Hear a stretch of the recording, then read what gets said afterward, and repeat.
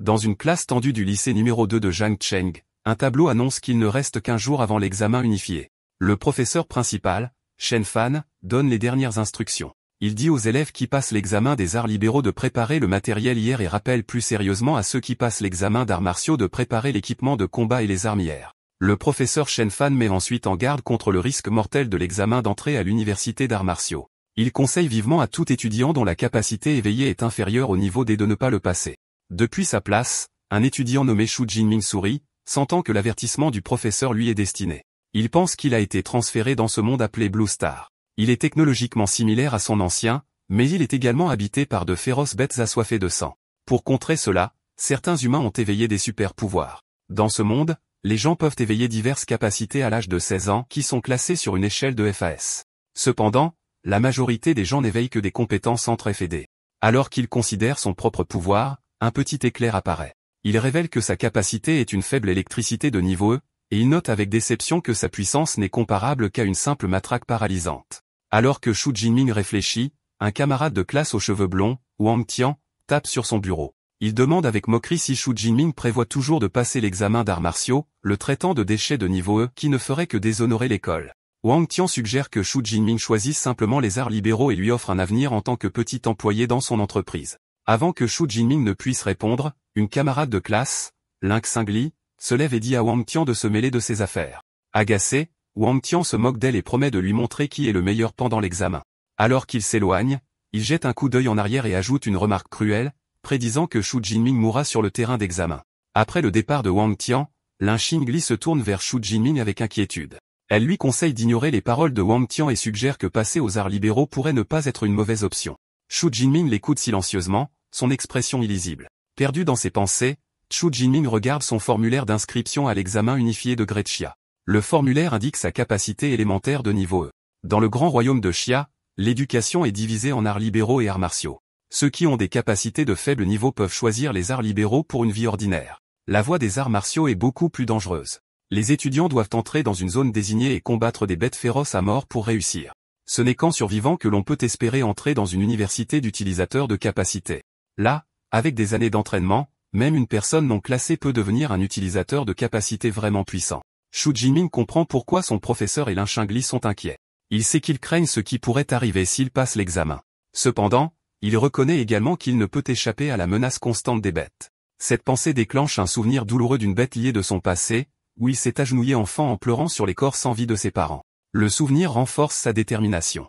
Il ne veut plus être impuissant. Avec détermination, il lève son formulaire d'inscription et déclare fermement qu'il choisira toujours l'examen d'arts martiaux. Alors que le soleil se couche, Xu Jinming est dans une salle d'entraînement, s'entraînant sans relâche avec une longue lance. Il canalise sa capacité électrique dans l'arme, faisant crépiter des éclairs bleus le long de sa longueur. Avec un cri, il exécute un puissant swing.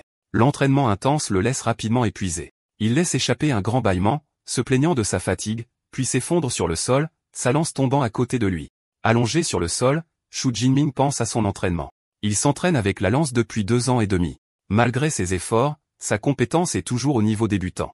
Il a acheté une technique de lance appelée Lightning Gale Break pour 300 000, ce qui, selon lui, le rend un peu plus fort que les autres éveillés ordinaires de classe E. Alors qu'il est allongé là, une pensée sombre lui traverse l'esprit.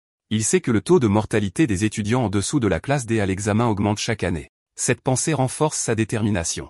Pour entrer dans une université d'éveillés, il doit être prêt à se battre avec tout ce qu'il a.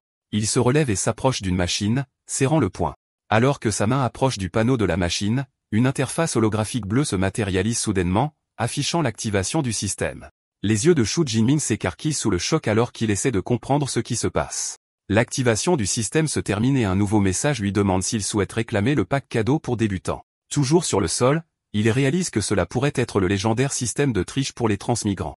Son choc se transforme en excitation. Un large sourire se dessine sur son visage alors qu'il se demande ce que contient le pack cadeau. Le système révèle immédiatement le contenu, une super capacité de rang S et 200 points de capacité. Il est momentanément sans voix. Une capacité de rang S est extrêmement rare. Dans un grand pays comme Zewa, une personne qui en possède une est instantanément recrutée par les meilleures universités et cultivée en une puissance.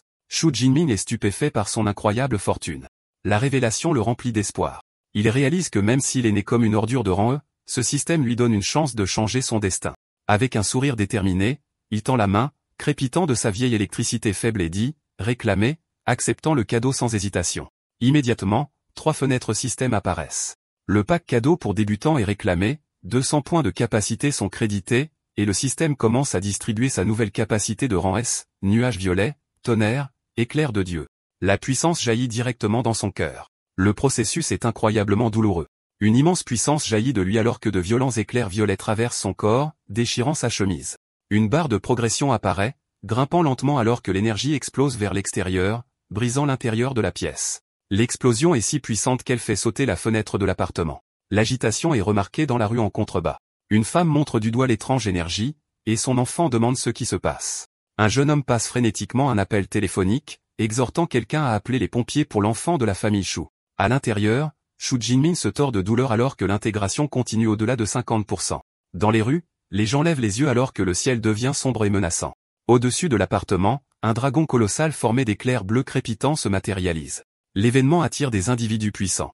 Un homme dans une tour se demande si une bête puissante est en train d'envahir. Ailleurs, un commandant militaire ordonne à la 3e légion de Zhang Cheng de se mettre en alerte maximale. De retour à l'appartement, le dragon de foudre tourbillonne dans le ciel avant de redescendre, canalisant son immense énergie dans le corps de Shu Jinming. Shu Jinming pousse un dernier cri alors que la barre de progression du système atteint 100%. La lumière et la douleur s'estompent, remplacées par un simple message. Transformation de capacité terminée. L'énergie accablante s'apaise, laissant Shu Jinming dans sa salle d'entraînement dévastée. Il serre lentement le poing, sentant l'immense pouvoir qu'il commande désormais. Une électricité bleue et violette crépite autour de sa main. Un sourire confiant se répand sur son visage. Il reconnaît que cette capacité de rang S est d'un niveau complètement différent. Il pense que son ancienne capacité était comme une matraque électrique, mais ce nouveau pouvoir semble assez fort pour briser une personne d'un seul coup. Son excitation est atténuée quand il voit la destruction. Les fenêtres sont brisées et les murs sont fissurés. Il pense que l'agitation était un peu trop forte et se sent soulagé d'avoir réussi à contrôler une partie de l'énergie. Il se souvient ensuite de l'autre partie de sa récompense, 200 points de capacité. Il se demande à quoi ils servent en touchant l'interface du système. Le système explique que les points de capacité sont obtenus en tuant des bêtes féroces et peuvent être utilisés pour augmenter ses niveaux et ses compétences. Un sourire espiègle revient sur son visage. Il exprime sa joie devant ce système de triche simple et lui dit d'ouvrir le panneau système. Un écran d'état détaillé apparaît, affichant son nouveau profil, son nom, son niveau en tant qu'éveillé non classé, sa nouvelle capacité de rang S, le tonnerre divin du ciel violet, et ses 200 points de capacité disponibles. Alors que l'examen unifié n'est plus qu'à un jour, les yeux de Shu Jinming brillent. Il sait qu'il doit utiliser ses 200 points à bon escient pour maximiser sa puissance de combat. La foudre crépite autour de sa main alors qu'il dit au système d'allouer les points pour lui. Shu Jinming décide d'utiliser ses points logiquement, arguant que toutes les capacités proviennent du corps et de l'esprit humain. Il choisit de renforcer ces deux attributs en premier. Alors que le système traite les points, ses statistiques de physique et d'esprit augmentent rapidement. Une vague d'énergie violet foncé éclate et tourbillonne autour de lui. Il a l'air légèrement hébété, s'émerveillant de la sensation de son énergie vitale et de ses pensées qui sont améliorées. Serrant le poing, il sent le nouveau pouvoir en lui. Il lance un coup de poing d'essai, et un vortex d'éclairs bleus et violets explose de son poing, une démonstration de puissance bien au-delà de ce qu'il pouvait faire auparavant.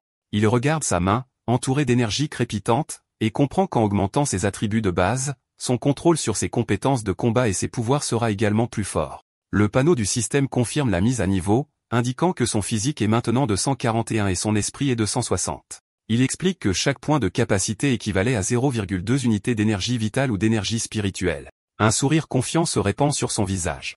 Il pense qu'avec sa force actuelle, entrer dans une université d'éveilleurs sera facile, mais il se demande comment il se compare maintenant aux 700 000 autres candidats de la province, en particulier les génies entraînés depuis l'enfance. Décidant de le découvrir, il relève sa lance des décombres sur le sol.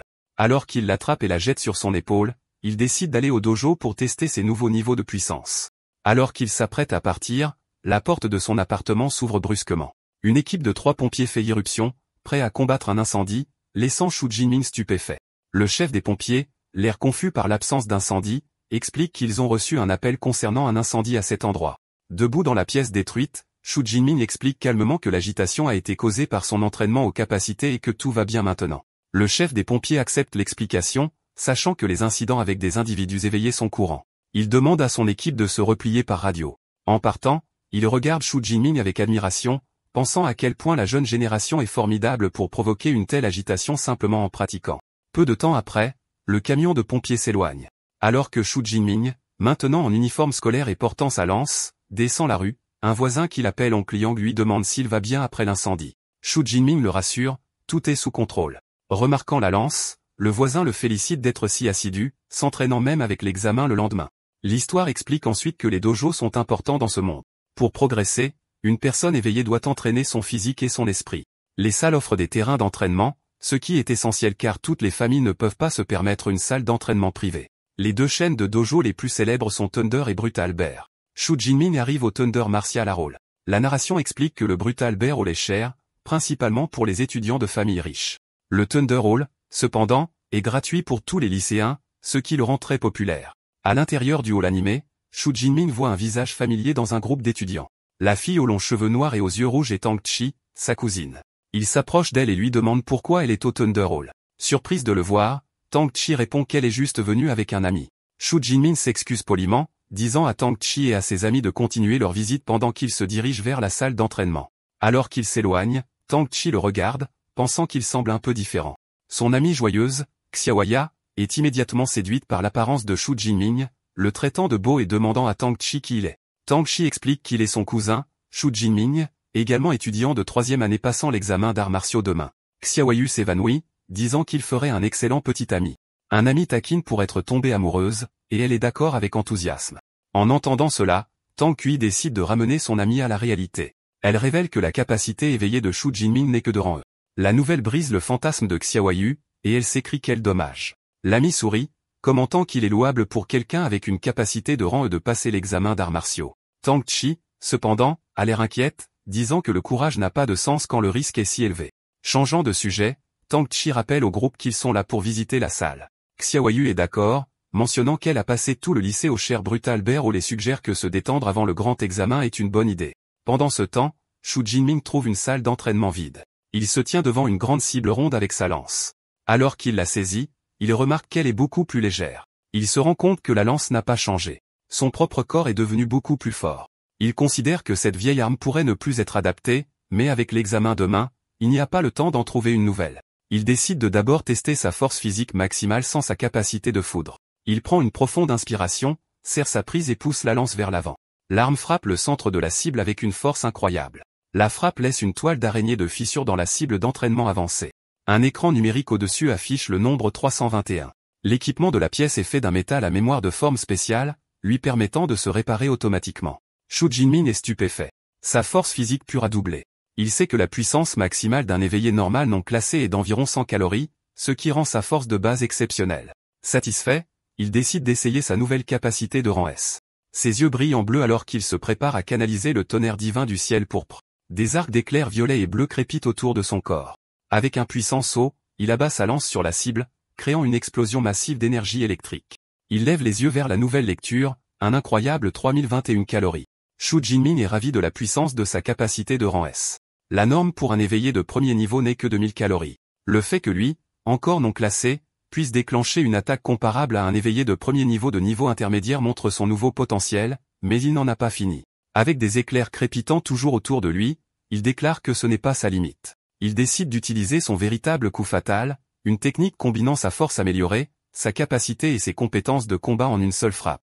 Il canalise toute son énergie dans la lance, qui se couvre d'une intense foudre violette. Il fait pivoter la lance dans un large arc. Alors que le fer de lance approche de la cible, la foudre se condense en une seule sphère de puissance brillante. Avec un cri féroce de rupture, il déclenche l'attaque. La lance se connecte, ce qui entraîne une explosion massive d'énergie violette qui engloutit complètement la cible. La force de l'attaque envoie une onde de choc à travers toute la salle d'arts martiaux. Dans le stade principal, les étudiants sont secoués et l'un d'eux crie, se demandant si c'était un tremblement de terre. Sur le sol de la salle d'entraînement, Tang Chi, Xiaoyu et leurs amis sont déséquilibrés. L'ami masculin reconnaît les puissantes fluctuations d'énergie, déclarant qu'elles sont au niveau d'un véritable éveilleur. Il se demande si un nouvel étudiant du secondaire de niveau éveilleur vient d'apparaître puisque tous ceux qui sont connus s'entraînent dans l'autre salle. Poussé par la curiosité, Tang Kui dit qu'il devrait aller voir. Le groupe suit la traînée d'énergie dans le couloir. Alors qu'il tourne un coin, il se retrouve face à face avec Shu Jinmin, qui quitte la zone avec son fer de lance maintenant enveloppé dans un tissu. Tang Kui l'appelle, surpris de le voir là. Shu Jinmin dit calmement qu'il rentre chez lui pour se préparer à l'examen, ne donnant aucun indice de la puissance qu'il vient d'utiliser. Son ami lui souhaite bonne chance, mais dit avec dédain au groupe de l'oublier, pointant du doigt la salle d'entraînement que Shu Jinmin vient de quitter, disant que l'énergie venait de là. Le groupe s'approche de la porte. En regardant à l'intérieur, il voit une scène de dévastation totale. La cible avancée en métal à mémoire de forme a été complètement détruite, et le mur renforcé derrière est un cratère massif de gravats. Toute la pièce est en ruine. Tang Chi, Xiaoyu et les autres ne peuvent que regarder sous le choc, incapables de comprendre le niveau de puissance destructrice qui vient d'être libéré dans une salle d'entraînement du secondaire. Regardant la destruction, Xiaoya s'exclame que même le métal à mémoire de forme avancée a été transpercé, ce qui nécessiterait une attaque incroyablement intense. Elle se demande si un étudiant du secondaire dans leur ville de Jiangqing est réellement aussi puissant. L'ami masculin aux cheveux bruns rejette l'idée. Touchant le bord du cratère, il dit que l'énergie résiduelle semble trop violente pour un étudiant du secondaire. Il théorise qu'il s'agissait d'un puissant utilisateur de capacité de second ordre qui est entré par erreur dans l'étage de niveau étudiant. Un autre ami est d'accord, ajoutant que même un génie de la capitale provinciale ne pourrait pas faire ça, ce qui rend impossible qu'une telle personne se trouve dans leur petite ville. Xiaoyu, cependant, suggère une théorie différente. Elle souligne que la seule personne qu'ils ont vue à proximité était Shu Jinming et suggère avec enthousiasme qu'il pourrait être un super génie caché. Ses amis ridiculisent l'idée, l'un d'eux lui demandant si elle a trop lu de romans. L'autre souligne que Shu Jinming est un utilisateur de classe connu qui aurait de la chance d'avoir une force d'attaque de 300. Son ami offre une explication plus logique suggérant que l'utilisateur puissant est simplement parti par l'autre couloir. Il se tourne ensuite vers Tang Chi qui est resté silencieuse et lui demande son opinion. Tang Chi répond simplement, peut-être, en s'avançant pour inspecter les dégâts. Alors qu'elle promène sa main le long du mur brisé, elle remarque que les marques d'impact ressemblent à celles laissées par une longue lance. L'image de son cousin avec sa lance lui traverse l'esprit. Un profond soupçon se forme, et elle se demande silencieusement si Shu Jinming passant l'examen d'arts martiaux est vraiment lui surestimant ses capacités. Le lendemain est clair et lumineux, le jour de l'examen d'arts martiaux. Des douzaines de bus arrivent dans un lieu fortifié massif, déposant des étudiants armés de diverses armes. Parmi eux se trouve Shu Jinming, marchant d'un pas calme et confiant, sa lance sur l'épaule. Les étudiants se rassemblent près d'une haute clôture, regardant dans les terrains d'examen avec un mélange d'admiration et de terreur. Un étudiant se plaint nerveusement, rappelant que les examens passés avaient des bêtes beaucoup plus faibles. Le consensus est que l'examen de cette année sera incroyablement difficile. Alors que les étudiants partagent leur peur, une voix arrogante traverse la foule. Un jeune homme aux cheveux longs avec une grande épée se moque de leur lâcheté. Il déclare que quiconque ne peut pas faire face à un rhinocéros licorne est inutile, laissant les autres étudiants sans voix. À proximité, le meilleur ami de Shu Jinming, Liu Ji, demande qui est le type arrogant. Shu Jinming l'identifie comme Zhu Mingliang. Liu Ji explique que Zhu Mingliang est un génie bien connu avec une capacité de classe B qui a déjà progressé pour devenir un utilisateur de capacité de premier ordre, un exploit rare pour un étudiant du secondaire. Shu Jinming regarde le prodige avec un sourire confiant et un éclat de compétition dans les yeux, se demandant silencieusement qui est le plus fort. Soudain, une voix forte appelle l'attention des candidats. Un homme à l'air sévère avec une cicatrice, vêtu d'un uniforme de style militaire, se présente comme Wang Gaiyan, le commandant en chef de l'examen. Il dit qu'avant le début de l'examen, il passera en revue les précautions importantes. Debout sur un véhicule militaire, le commandant Wang Gaiyan annonce que l'examen durera 12 heures de 9h à 21h. Il fait un geste vers la vaste ville en ruine qui sert de lieu d'examen. Il explique qu'elle est divisée en 4 zones, extérieure, centrale, intérieure et centrale. Les étudiants gagnent des points en tuant des bêtes, le score augmentant en fonction du rang et de la force de la bête. L'expression du commandant devient grave alors qu'il donne son dernier avertissement. Il dit que la zone centrale est comme une question bonus destinée uniquement aux meilleurs étudiants. Il exhorte chacun à agir en fonction de ses capacités et à ne pas risquer bêtement sa vie pour un score plus élevé. Écoutant le commandant, Shu Jinming réfléchit à ses propres capacités. Avant sa mise sous tension, il aurait été limité à la zone extérieure, mais maintenant rempli de puissance et d'ambition, il est déterminé à charger profondément dans le cercle intérieur et peut-être même à défier la zone centrale.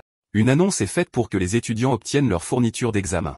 Shu Jinming et son ami s'approchent de leur professeur, Shen Fan, qui distribue des sacs à dos tactiques. Shu Jinming reçoit son sac qui contient une montre intelligente pour suivre les points, un sac à dos avec des barres énergétiques, une boisson et une trousse médicale, et une balle de sécurité qui peut créer un réseau à haute tension pour éloigner les bêtes. Alors que le professeur Shen Fan remet ses fournitures à Shu Jinming, il lui offre un dernier conseil. Il rappelle à Shu Jinming que sa vie est plus importante que tout, même si l'utilisation de la balle de sécurité met fin à l'examen prématurément. Shu Jinming remercie respectueusement son professeur. À ce moment-là, une voix familière l'appelle par son nom. Il se tourne pour voir sa camarade de classe, Lin Shengli, courir vers lui.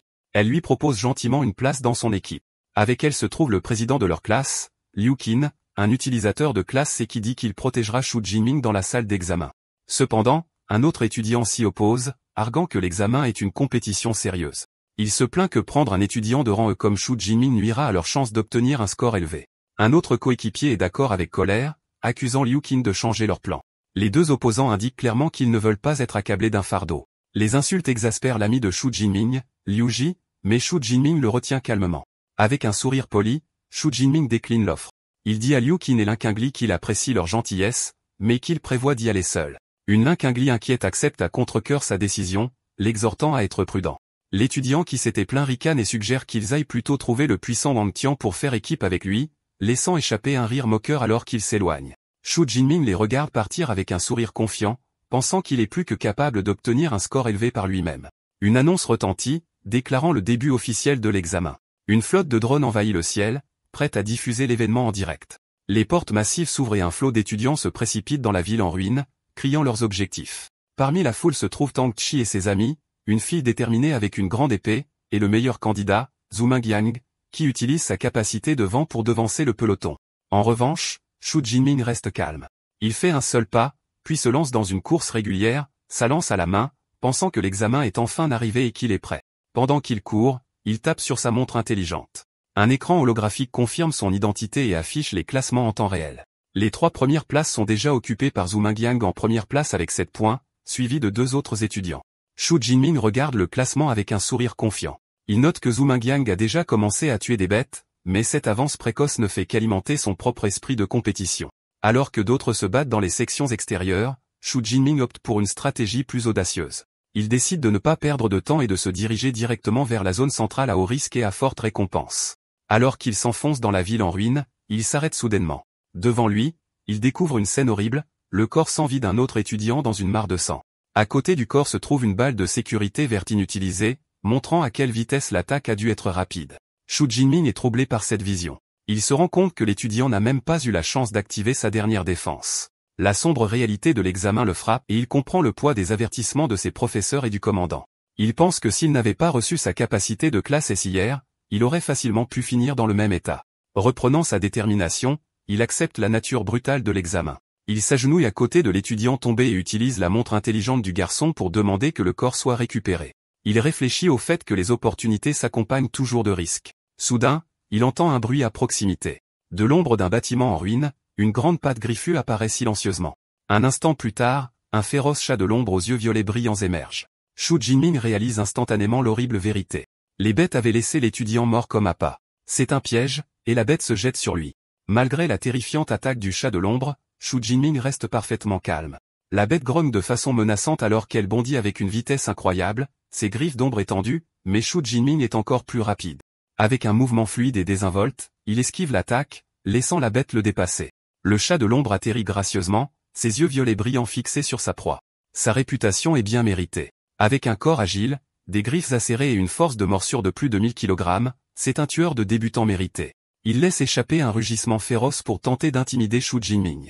Alors qu'il affronte la bête, Xu Jinming réfléchit à ce qui rend ces créatures si dangereuses. Il sait que les bêtes féroces ont une aura terrifiante spéciale qui peut paralyser leur proie de peur. Il a entendu dire que la plupart des personnes éveillées, lorsqu'elles affrontent une bête féroce pour la première fois, deviennent impuissantes sous cette pression, incapables d'utiliser même 30% de leur force en attendant d'être tuées. Il pense à la façon dont les familles riches engagent des gardes du corps pour emmener leurs enfants dans la nature pour les habituer à cette aura dès leur plus jeune âge, un privilège qu'il n'a jamais eu. Sachant qu'il s'agit de sa première véritable bataille contre une bête féroce, il prépare sa lance alors que le chat de l'ombre se jette à nouveau sur lui. La bête réduit instantanément la distance, la gueule grande ouverte, mais Xu Jinming reste impassible. Des arcs d'éclairs violets crépitent le long de sa lance alors qu'il canalise son pouvoir. D'un seul mouvement rapide, il enfonce la lance vers l'avant. La pointe infusée de foudre transperce la tête du chat de l'ombre et le tue instantanément. Il baisse les yeux sur la créature morte avec une expression pensive. Il se rend compte que l'aura intimidante de la bête n'a eu aucun effet sur lui. Un instant plus tard, une fenêtre holographique bleue apparaît depuis sa montre intelligente, confirmant la mort. Tuer une bête féroce non classée, un chat de l'ombre. Point de capacité plus 3. Une note explique que les bêtes féroces sont classées de 1 à 9, et que celles en dessous du rang 1 ne sont pas classées, correspondant aux personnes éveillées humaines non classées. Xu Jinming regarde la carte du lieu sur sa montre. Il considère que tuer des bêtes lui donne des points de capacité, mais il semble peu impressionné par la petite récompense, pensant que les bêtes non classées donnent beaucoup trop peu de points. Réalisant qu'il n'est pas affecté par l'aura intimidante des bêtes féroces, Xu Jinming en conclut qu'il ne sert à rien de perdre du temps dans la zone extérieure. Il décide de se rendre le plus rapidement possible dans la zone centrale plus dangereuse. Il commence son voyage plus profondément dans le lieu de l'examen, traçant un chemin sanglant à travers les bêtes non classées. Il tue sans effort des chats de l'ombre, des cochons à fourrure de fer et des créatures ressemblant à des loups, gagnant régulièrement 3 à 5 points de capacité à chaque mort. Cependant, il identifie un défaut dans son approche. Bien qu'il ait gagné des points de capacité, il reconnaît qu'il manque d'expérience de combat réel. Sa nouvelle capacité de rang est si incroyablement puissante qu'elle tue instantanément les bêtes non classées, l'empêchant d'affiner ses compétences de combat. Il tient également compte du coût énergétique élevé de son nouveau pouvoir. Il sait que les capacités de rang supérieur consomment plus d'énergie. Contrairement à son ancienne capacité de rang E qui pouvait durer des heures, il ne peut pas maintenir sa puissance de rang et sa pleine puissance, même pendant 1 heure. L'examen durant 12 heures, il comprend qu'il ne doit pas gaspiller d'énergie avant d'atteindre la zone centrale. Il opte pour une nouvelle stratégie. Il tuera des bêtes féroces en utilisant uniquement sa technique de lance pour gagner de l'expérience et conserver son énergie. Au moment où il prend cette décision, une nouvelle menace beaucoup plus grande apparaît, un formidable rhinocéros licorne bipède. L'énorme bête rugit et charge, jetant une voiture détruite sur le côté grâce à son immense force. Au lieu de reculer, Shu Jinming reste sur ses positions et fait face à la charge de front. Le puissant impact de la corne du rhinocéros le projette en arrière. Avec une agilité incroyable, Shu Jinming utilise l'élan pour se retourner dans les airs, se positionnant directement au-dessus de la bête. Avant que le rhinocéros ne puisse réagir, il plonge, atterrissant sur son dos et enfonçant sa lance profondément dans son crâne d'un seul coup précis. L'énorme bête s'effondre, vaincue. Respirant légèrement, Shu Jinming est surpris de voir à quel point sa vitesse d'exécution est devenue plus rapide, notant que même une bête puissante comme le rhinocéros n'était pas un grand défi. Une pensée le frappe et il se demande si sa technique de lance a atteint un niveau supérieur sans qu'il s'en rende compte. Il invoque son panneau de système, qui confirme ses soupçons. Sa technique de lance est passée au stade intermédiaire et ses points de capacité sont passés à 256. Il en conclut que s'appuyer sur sa technique de lance est le moyen le plus efficace d'augmenter sa force. Sentant la fluidité de la technique intermédiaire, il se demande ce qui se passerait s'il l'améliorait davantage. En utilisant ses points accumulés, il décide d'améliorer à nouveau sa compétence de lance. L'effet est immédiat. Un afflux massif de techniques de lance avancées et de mouvements complexes inonde son esprit, s'intégrant à sa mémoire musculaire. Il serre sa tête, émerveillé par la quantité de compétences qu'il vient d'acquérir. Avec une richesse de nouvelles techniques, Shu Jinming ressent une montée de confiance. Serrant sa lance, il se dresse fièrement au milieu des ruines avec un sourire de prédateur. Il déclare qu'il a hâte de trouver une bête féroce de premier rang pour tester ses nouvelles compétences. Au même moment, dans une autre partie de la zone extérieure, Lin Shangli et son équipe se déplacent dans les rues. Soudain, Lin Shangli s'arrête, perplexe. Au loin, elle pense avoir aperçu une silhouette familière. Elle exprime sa pensée, disant qu'elle pense qu'elle vient de voir Shu Jinming. L'un de ses coéquipiers rejette l'idée, lui demandant si elle a des visions. Il soutient que ça ne peut pas être Shu Jinming car ce serait un suicide pour quelqu'un avec sa force de rang E d'être aussi profondément dans la zone d'examen. Lin Shangli est rempli de doutes mais ne parvient pas à se débarrasser du sentiment qu'elle a vu son camarade de classe. Elle commence à s'inquiéter pour lui. Ses pensées sont interrompues lorsqu'un autre coéquipier les appelle. Le groupe se précipite pour le trouver debout devant l'énorme cadavre fraîchement tué du rhinocéros licorne. Il voit que le sang sur ses blessures n'est pas sec, ce qui signifie qu'il a été tué il y a quelques minutes à peine. Ils examinent la blessure mortelle, une blessure pénétrante nette à la tête causée par une arme à long manche. L'un d'eux s'exclame que c'est une blessure de lance. Les pièces s'assemblent dans l'esprit de Lin Shangli. La blessure de lance, le timing et la silhouette pointent tous vers une seule conclusion. Elle se demande à voix haute si la personne qu'elle a vue aurait vraiment pu être Shu Jinming. Le coéquipier sceptique se moque de la suggestion, arguant qu'un rhinocéros licorne est une bête que seule une personne éveillée de rang pourrait vaincre seule. Pour régler la discussion, un autre coéquipier suggère de vérifier le classement des scores. Sans hésitation, Lin Shangli active le classement sur sa montre intelligente. Alors que les classements apparaissent, ses yeux s'écarquillent de choc. Là, à la 46e place avec 256 points se trouve Shu Jinming, Zhang Cheng Second High School. Elle s'exclame que c'est vraiment lui. Ses coéquipiers sont sans voix, leur visage montrant une pure incrédulité. Ils refusent d'accepter que l'étudiant de rang E qu'il méprisait soit maintenant dans le top 50, spéculant que ce doit être quelqu'un avec le même nom. Il se retrouve à tout remettre en question, incapable de comprendre la situation. Pendant ce temps, loin du champ de bataille, des officiels et des VIP regardent l'examen sur de grands écrans. Un spectateur commente la force prévisible du premier lycée, qui domine le top 10. Il distingue Zhu Mangyang, classé premier avec 412 points, qui semble avoir obtenu le titre de meilleur étudiant de Zhang Cheng. Un autre officiel se demande s'il peut devenir un étudiant provincial du top 100, un exploit qu'aucun de leur ville n'a réalisé depuis des années. Parmi les officiels se trouve Zhang Wenshan, le directeur du bureau de l'éducation de Zhang Cheng. Avec un sourire suffisant, il convient que Zhu Mangyang est là de leur ville et exprime sa confiance qu'il percera dans le top 100 provincial. Il se tourne ensuite vers les directeurs des premiers et troisièmes lycées, louant leurs institutions. Les directeurs remercient humblement le directeur. Tout en louant les meilleures écoles, le directeur Zhang Wenshan se tourne vers le directeur du deuxième lycée, Zhao Yao. Il lui dit avec condescendance que son école doit travailler plus dur, notant que son meilleur élève n'est classé que 18e. Le directeur transpire nerveusement, s'inclinant et balbutiant son accord. Le directeur Zhao Yao est intérieurement furieux. Il sait que parmi les 50 meilleurs élèves, seuls 8 viennent de son école. Il énumère mentalement ses meilleurs élèves, y compris Xu Jinming, les exhortant à se ressaisir. Un instant plus tard, il s'arrête. Le nom Xu Jinming ne lui semble pas familier. Il se demande à voix haute qui est cet élève et pourquoi il n'a jamais vu ce nom auparavant. Il se tourne vers l'enseignant à côté de lui qui est Shen Fan, et lui pose des questions sur Xu Jinming. En apprenant que son élève soi-disant le plus faible est dans le top 50, l'enseignant Shen Fan a une réaction de choc pur. Il prend un moment pour se reprendre, essuyant la sueur de son front. Il se souvient que Xu Jinming est un éveillé de rang et se demande si le garçon cachait sa véritable force, mais il rejette cette pensée comme impossible. Il lève les yeux vers les moniteurs avec frustration, réalisant que comme seuls les 10 meilleurs élèves ont des flux de caméras dédiés, il n'a aucun moyen de voir comment Xu Jinming accumule autant de points. Pendant ce temps, de retour dans le lieu de l'examen, Xu Jinming a traversé la zone extérieure et est arrivé à la zone centrale, une zone avec un niveau de danger beaucoup plus élevé. Il marche calmement dans les rues, écrasant une bouteille sous ses pieds. Prenant un moment pour manger une barre énergétique, il observe que le nombre de bêtes féroces a diminué. Il sait que c'est parce que les bêtes classées ont développé une intelligence et un sens du territoire, ce qui en fait des adversaires plus difficiles. Soudain, ses sens aiguisés captent quelque chose. Ses yeux se rétrécissent alors qu'il annonce que sa cible est arrivée.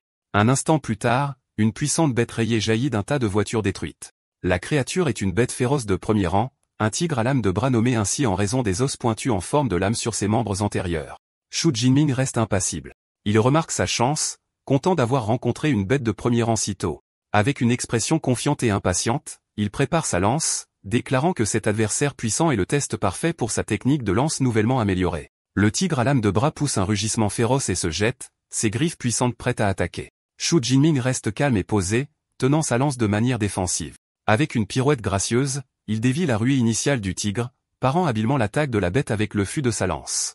La force du coup fait légèrement reculer le tigre. Xu Jinming, cependant, semble complètement impassible. Avec un sourire suffisant, il demande avec moquerie si c'est toute la puissance qu'une bête de premier rang possède, pensant qu'il faudrait un roi tigre pour lui faire déployer plus d'efforts. Sa moquerie enrage la bête. Déclarant qu'il va la renvoyer d'où elle vient, Xu Jinming passe à l'offensive. Il bondit en avant avec une vitesse incroyable, sa lance devenant floue alors qu'il porte un coup profond et net à l'épaule du tigre, faisant couler le sang. La bête rugit de douleur et de fureur, mais Xu Jinming ne lui laisse pas le temps de récupérer, conservant sa posture calme et concentrée. Son attaque n'a fait qu'enrager davantage la bête de premier rang. Ses yeux commencent à briller d'une lumière turquoise menaçante. Elle se dresse sur ses pattes arrière, dominant Xu Jinming, et pousse un rugissement assourdissant alors qu'elle se prépare à libérer toute sa puissance. Le tigre à lame de bras abat ses énormes pattes tranchantes dans un coup dévastateur. Xu Jinming, faisant preuve de réflexes incroyables, esquive l'attaque et utilise l'élan pour se balancer autour d'un lampadaire à proximité, évitant les griffes mortelles et se préparant à une puissante contre-attaque. Atterrissant gracieusement après son mouvement acrobatique, Xu Jinming reconnaît la ténacité de la bête de premier rang. Il voit que malgré ses blessures, le tigre à lame de bras veut toujours opposer une lutte désespérée. Décidant de mettre fin au combat, il déclare que toute résistance supplémentaire est futile. Il commence à canaliser sa technique de lance, la brèche de la tempête de foudre, et un vortex d'énergie bleue tourbillonne autour de son arme. Avec un puissant cri de guerre, il libère la technique. Son corps devient flou alors qu'il exécute une attaque tournante dévastatrice, l'énergie de sa lance créant de multiples arcs de lumière tranchants. L'attaque touche, et le tigre pousse un dernier cri d'agonie alors que la puissante technique déchire son corps. L'énorme bête s'effondre sur le sol, vaincue. Une notification apparaît immédiatement sur la montre connectée de Xu Jinming, confirmant la mort d'un tigre blindé de premier rang et lui attribuant 14 points de compétence. Il note avec satisfaction que les points d'une bête de premier rang sont presque le double de ce qu'il obtient d'une bête non classée. Une nouvelle perspective s'offre à lui. Il se rend compte que si la salle d'examen est un lieu de danger pour les autres, pour lui, c'est un terrain de jeu parfait pour monter de niveau. Avec une détermination renouvelée, il jure de récolter autant de points de compétence que possible en chassant les bêtes les plus puissantes. De retour dans les tribunes, l'atmosphère est tendue alors que les fonctionnaires et les professeurs regardent les classements en direct. Le classement montre que Xu Jinming est maintenant à égalité à la 32e place avec 328 points. Un fonctionnaire se tourne vers le professeur Shen Fan en lui demandant si cet étudiant surprenant vient de sa classe. Soudain, Shen Fan est au centre de l'attention. D'autres professeurs le félicitent, s'émerveillant que seuls les étudiants de sa classe aient percé dans le top 50 de leur école. Il complimente ses méthodes d'enseignement. Un Shen Fan trouble et détourne humblement les éloges, insistant sur le fait que tout est dû au travail acharné des étudiants eux-mêmes. Leur conversation est interrompue lorsque quelqu'un crie et pointe l'écran. Le classement de Xu Jinming a de nouveau grimpé en flèche, passant au numéro 25. Un fonctionnaire s'exclame, incrédule, qu'il a gagné 44 points d'un coup. Le directeur Zhang Wenshan calcule mentalement les valeurs des points, se souvenant qu'une bête non classée de niveau maximal vaut 6 points de niveau 8, tandis qu'une bête de premier niveau de qualité inférieure vaut de 14 à 16 points. Le principal Zhao Yao poursuit la pensée, son visage pâle de choc. Il se souvient que le nombre de tués est mis à jour toutes les 4 secondes, et une réalisation impossible commence à se former dans son esprit. Le directeur Zhang Wenshan termine le calcul stupéfiant. En seulement 4 secondes, Xu Jinming a dû tuer soit 5 bêtes non classées de niveau maximal, soit 3 bêtes de premier niveau de qualité inférieure. Un sourire satisfait s'étale sur son visage alors qu'il remarque que ce genre de performance n'a pas été vu depuis des années. Il se tourne vers le principal Zhao Yao et commente que cet étudiant est une très bonne perspective, demandant pourquoi il n'en a jamais entendu parler. Le principal, toujours troublé, admet qu'il vient juste de découvrir Xu Jinming lui-même et dit qu'ils devront interroger le professeur principal du garçon. Il convoque immédiatement un professeur Shen Fan nerveux, lui disant d'expliquer la situation de Xu Jinming au dirigeant, en lui demandant spécifiquement son talent.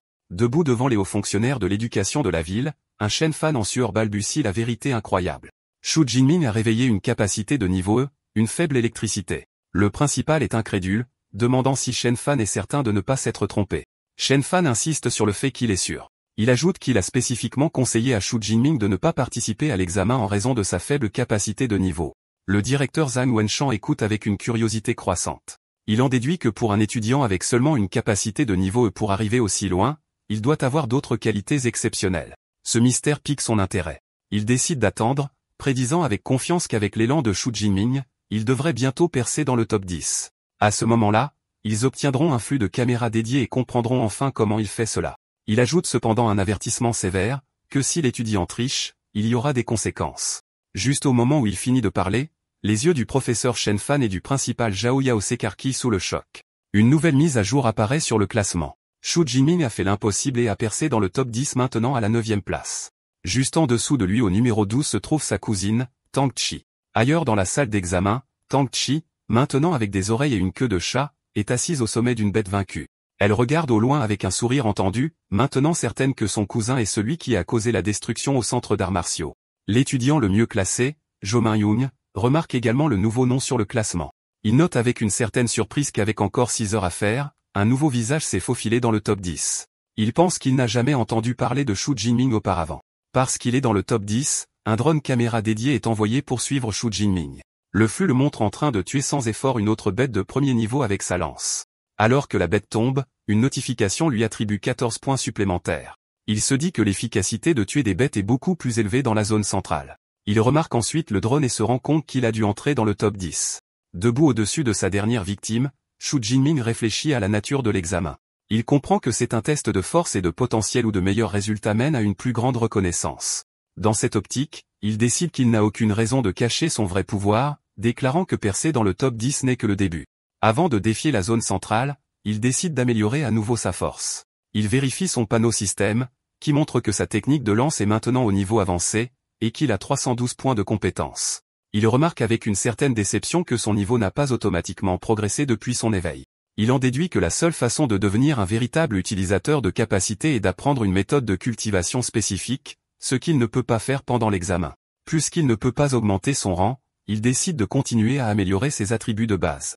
Il dépense quelques points pour augmenter son physique de 40 et son esprit de 22. Sentant une nouvelle vague de puissance, il serre le poing, prêt à se diriger enfin vers la zone centrale. Il arrive bientôt à l'entrée de la zone centrale où le niveau de danger est le plus élevé. Il est accueilli par une scène brutale, une meute de 9 tigres blindés dévorant le cadavre d'une grande bête ressemblant à un rhinocéros. Depuis une distance sûre, Xu Jinming observe la meute. Il identifie rapidement celui du milieu, qui est plus grand et a une aura plus puissante, comme le roi des tigres blindés. Loin d'être intimidé, il voit cela comme une grande récolte de points qui l'attend. Au moment où il se prépare à bouger, il sent une autre présence. Il appelle, disant à la personne cachée de sortir. De derrière un coin, Zhu Mingyang émerge, l'air impressionné. Il complimente Xu Jinming sur sa perception aiguisée et admet qu'il ne s'attendait pas à ce que l'étudiant mystérieux qui a fait irruption dans le top 10 soit lui. Xu Jinming reconnaît l'étudiant le mieux classé et demande comment Zhu Mingyang savait qui il était. Zhu Mingyang explique qu'il connaît tous les candidats forts qui pourraient entrer dans la zone centrale. Puisque Xu Jinming était un inconnu qui a gravi les échelons, il a naturellement déduit son identité. Zhu Mingyang révèle ensuite qu'il surveille la meute de tigres et se prépare à dégainer son épée. Xu Jinming se méfie immédiatement, demandant s'il a l'intention de voler son monstre. Zhu Mingyang précise qu'il n'a aucune intention de voler la mise à mort. Il explique que le roi des tigres blindés est une bête puissante de premier niveau de grade moyen, et avec sa meute de 9 autres tigres, c'est un adversaire qu'une seule personne ne peut pas gérer seule. Il propose qu'ils coopèrent pour abattre la meute. Cependant, Xu Jinming rejette catégoriquement l'offre avec 2 mots simples, pas besoin. Avec un regard de confiance absolue, il déclare qu'il est plus que suffisant à lui seul. Rejetant l'offre de Zhu Mingyang, Xu Jinming sort avec confiance pour affronter la meute de tigres blindés. Son apparition soudaine attire immédiatement leur attention. Il laisse échapper des grognements d'avertissement, et le roi des tigres, perché sur sa proie, rugit pour affirmer sa domination. Les yeux de Xu Jinming se rétrécissent alors qu'il observe ses adversaires. Il note que, comme on pouvait s'y attendre d'un groupe dirigé par un roi des bêtes, les tigres ont assez d'intelligence pour une formation de combat simple avec les plus forts devant. La meute grogne menaçant, se préparant à attaquer en un seul bloc. Un des tigres se sépare de la meute et charge, rugissant alors qu'il se jette sur lui. Depuis sa cachette, Zhu Mingyang observe avec un mélange d'incrédulité et d'intrigue. Il décide d'observer la rencontre, curieux de voir si Xu Jinming marche simplement vers sa mort ou s'il a une compétence spéciale pour soutenir son incroyable confiance. Face à la bête qui charge, Xu Jinming reste parfaitement immobile, une aura calme autour de lui alors qu'il prépare sa lance. Dans un flou de mouvements, il commence à faire tourner l'arme à une vitesse fulgurante, le manche devenant un cercle presque invisible alors qu'il rassemble de l'énergie pour son attaque. Il déclenche un balayage rotatif dévastateur, envoyant un arc massif de force déchirant l'air vers les bêtes attaquantes. L'attaque se connecte avec une puissance écrasante. En un seul mouvement brutal, sa lance tournoyante tranche plusieurs des tigres à la fois, envoyant une giclée de sang à travers la rue. Les notifications du système apparaissent instantanément, confirmant ses mises à mort et lui attribuant des points de capacité. Les corps sans vie des tigres s'effondrent sur le trottoir trempé de sang. La vague initiale de la meute anéantie par sa seule frappe puissante. Le roi des tigres blindés est enragé par le massacre de sa meute. Xu Jinming, cependant, regarde le carnage avec un soupçon d'insatisfaction. Il remarque qu'il est dommage que sa force physique fasse encore défaut car il n'a pas pu tuer tous les tigres d'un seul coup. Les tigres restants, menés par le roi enragé, l'entourent, prêts à venger les membres de leur meute tombée. Le roi des tigres lâche un rugissement assourdissant, une puissante attaque sonore destinée à désorienter son adversaire. La force du rugissement est si immense qu'elle brise les vitres des bâtiments voisins, créant une pluie de verre. Même Zhu Mingyang, observant à une distance sûre, est affecté par l'explosion sonore, serrant sa tête de douleur. Xu Jinming, cependant, reste ferme au milieu du verre brisé, complètement impassible. Il reconnaît la tentative du roi des tigres de l'intimider. Avec un regard défiant, il déclare que si la bête peut effrayer les autres, elle ne peut pas l'effrayer lui. Alors que les tigres restants se jettent sur lui de tous les côtés, Xu Jinming répond à leur charge avec une grâce fluide et une précision mortelle. Il part l'attaque d'un tigre, puis utilise le corps de la bête comme tremplin pour se lancer dans les airs, évitant les mâchoires claquantes d'un autre. Le roi des tigres voyant une ouverture charge en avant, mais Xu Jinming est prêt. Toujours en l'air, il se positionne pour une frappe décisive. Avec un puissant élan au-dessus de sa tête, il abat sa lance directement sur la tête du roi des tigres. L'immense force fendant le crâne de la bête et la tuant instantanément.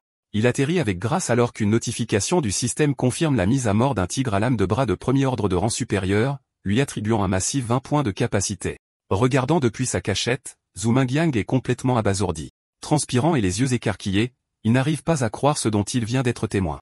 Il marmonne pour lui-même qu'il n'y a aucun moyen qu'une seule personne ait pu s'occuper de toute la meute, se demandant quel genre de monstre est vraiment Xu Jinming. Xu Jinming, d'un autre côté, est extatique. Il s'émerveille de l'énorme récolte de points de capacité qu'il a gagné grâce à la meute de tigres. Il se demande avec enthousiasme combien de points il peut accumuler avant la fin de l'examen de 12 heures. Sachant que plus de points signifie plus de puissance, il décide de se dépêcher et de trouver le prochain groupe de bêtes à chasser. Avant qu'il ne puisse partir, Zhu Mingyang sort de sa cachette, exigeant de savoir comment Xu Jinming a réussi à écraser les tigres avec juste une longue lance. Il demande si sa capacité est un type de renforcement, ce qui expliquerait son incroyable prouesse physique. Sans s'arrêter, Xu Jinming s'éloigne simplement en criant qu'il est de type éclair. Zhu Mingyang est laissé furieux, ne croyant pas la réponse. Il serre le poing de frustration, pensant que Xu Jinming est méprisant. Un instant plus tard, il se rend compte qu'avec autant de nouvelles mises à mort, le score de Xu Jinming est susceptible de le rattraper. Il vérifie rapidement le classement sur sa montre intelligente. À son horreur absolue, il voit que Xu Jinming n'a pas seulement rattrapé son retard, mais l'a complètement dépassé.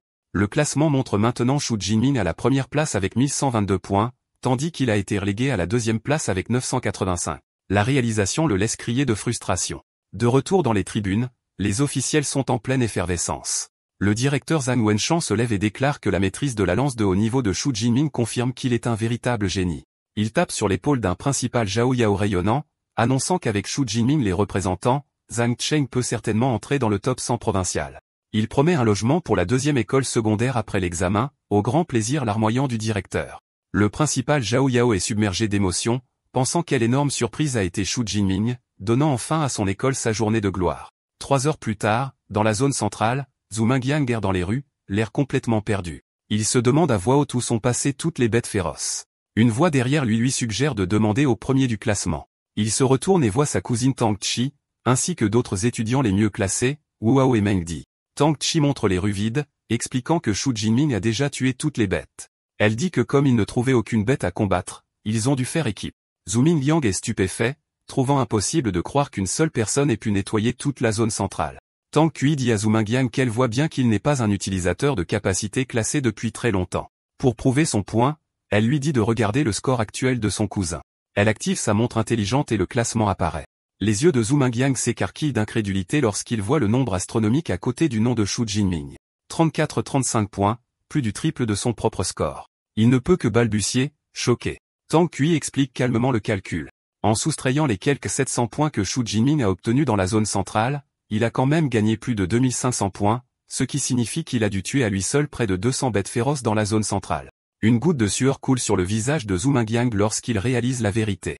Ce n'était pas que Xu Jinming avait peur que quelqu'un lui vole ses proies. Il avait prévu de monopoliser toute la zone centrale depuis le début. Wu Hao explique leur situation actuelle. Avec seulement quelques heures restantes, les meilleurs étudiants restants ont formé une équipe. Leur plan est de braver la zone centrale la plus profonde, un endroit dont ils savent qu'il est rempli de bêtes de rang supérieur et même d'un roi des bêtes de second ordre. Il reconnaît qu'y aller seul serait un arrêt de mort. Meng Di invite alors officiellement Zhou Mingyang à rejoindre leur équipe. Sans autre option, il accepte, criant « Comptez sur moi ». La scène se déplace vers un toit tranquille au clair de lune. Xu Jinming est assis seul au sommet d'un énorme tas de cadavres de bêtes tuées, sa lance plantée à côté de lui. Ses réserves sont complètement épuisées et il sait que l'examen touche à sa fin. Mais sa quête de pouvoir n'est pas terminée. Il décide qu'il doit aller plus loin pour obtenir plus de points de capacité. Sachant que la zone centrale la plus profonde contient des bêtes féroces de second ordre, il décide de renforcer son pouvoir une dernière fois.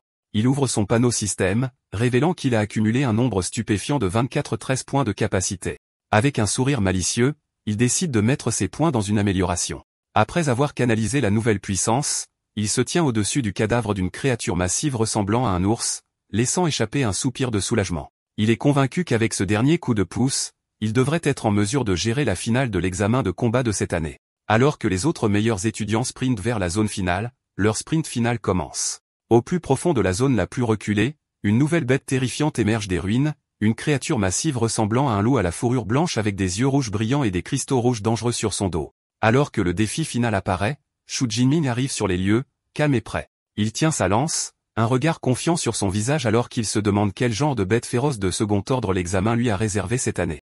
Juste au moment où Xu Jinming arrive pour le défi final, l'équipe des étudiants les mieux classés atteint également la zone centrale la plus profonde. Ils identifient immédiatement la créature massive au dos cristallin comme un ours sauvage assoiffé de sang. La bête montre son incroyable puissance en écrasant une voiture détruite d'un seul coup de patte. La vue remplit l'équipe d'effroi. Zhu Mingyang s'exclame qu'ils ont de gros ennuis. Meng Di explique que cette bête rare a une peau aussi résistante que l'alliage de grade, que même les missiles ne peuvent pas percer. Elle ajoute avec terreur qu'un seul coup de sa patte pourrait tous les tuer instantanément. Voyant les chances accablantes, Tang Chi suggère d'abandonner la mission.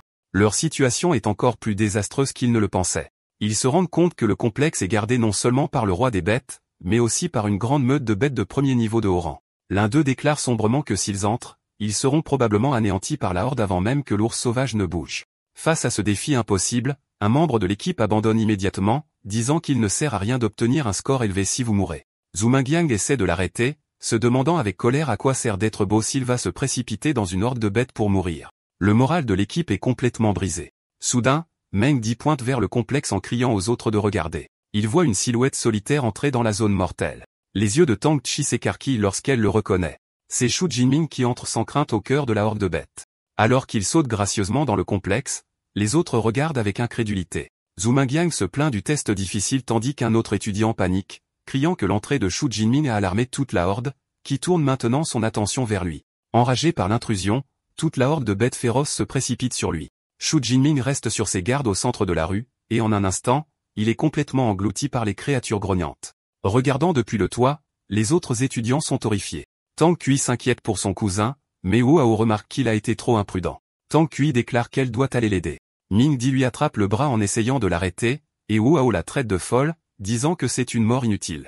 Tang Kui insiste désespérément sur le fait que Jiming est son cousin et qu'elle ne peut pas le regarder mourir. Avant qu'elle ne puisse agir, une explosion massive d'éclairs violets et bleus éclate du centre de la horde de bêtes. La puissance brute crée un éclair aveuglant, obligeant les étudiants sur le toit à se protéger les yeux. Zhu Mingyang regarde fixement, se demandant à voix haute si c'est la superpuissance de la foudre dont Shu Jinming a parlé plus tôt. La foudre se dissipe, révélant une scène de carnage total. Toute la horde de bêtes de premier niveau a été anéantie, leur corps carbonisé éparpillé autour d'une silhouette solitaire indemne. Shu Jinming se tient au milieu de la dévastation, des éclairs violets crépitant autour de lui. Il reconnaît que sa force physique seule ne suffisait pas, il a donc dû utiliser sa superpuissance. Un sourire confiant se dessine sur ses lèvres alors qu'il ressent l'immense puissance de sa capacité de Grades. Après avoir éliminé les menaces mineures, il tourne son attention vers le défi final, l'ours sauvage assoiffé de sang se tenant au-dessus des cadavres de ses serviteurs. La bête massive pousse un rugissement assourdissant.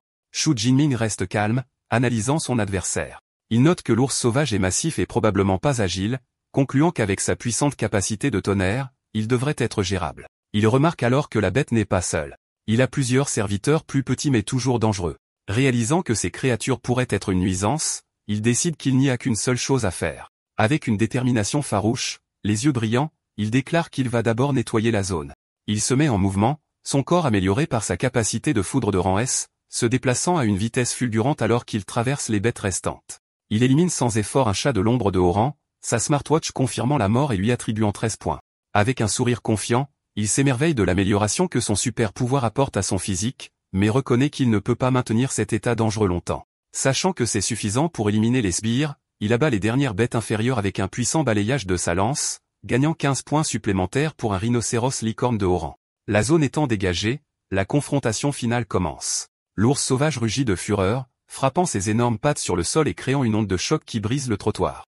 La bête charge, faisant trembler le sol. Shu Jinming, enveloppé de son aura de foudre, fait face à la charge de front.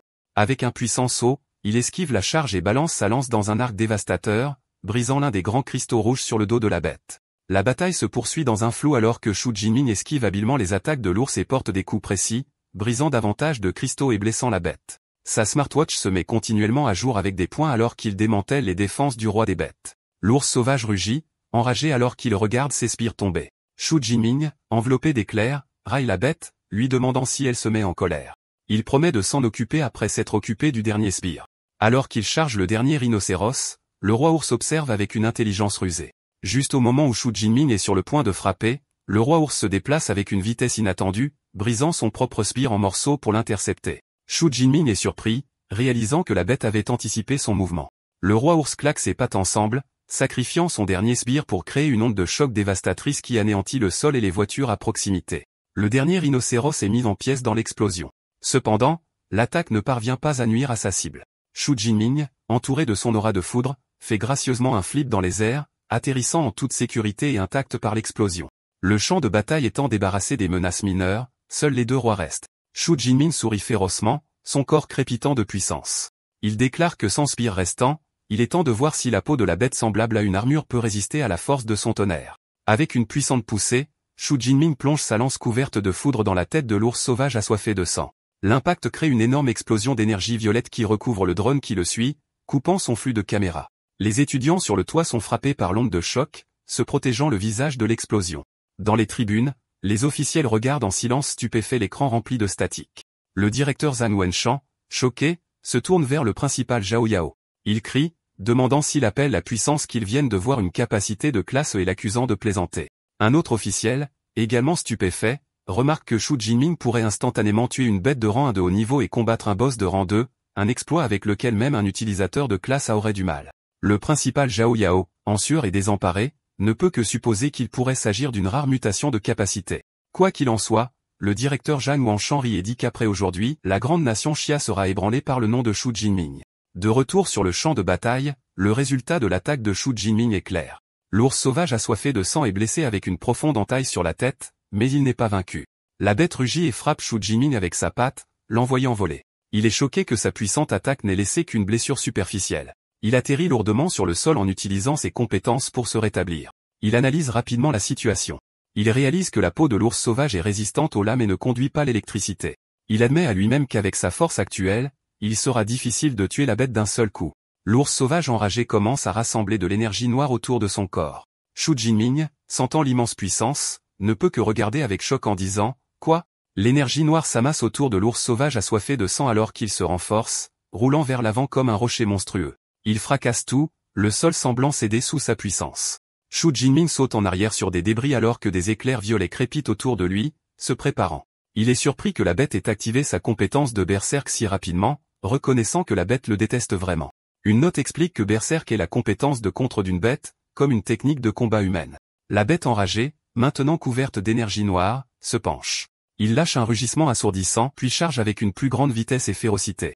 Xu Jinming est impressionné, remarquant la force étonnante d'une bête dans son état de berserk. Il sait, cependant, que l'état de berserk a un coût. La bête perd son intelligence agissant purement par instinct. Il élabore rapidement une nouvelle stratégie. Il doit éviter ses attaques et utiliser son agilité supérieure pour la maintenir à distance. Il met son plan à exécution, esquivant les attaques incessantes de la bête avec une vitesse incroyable.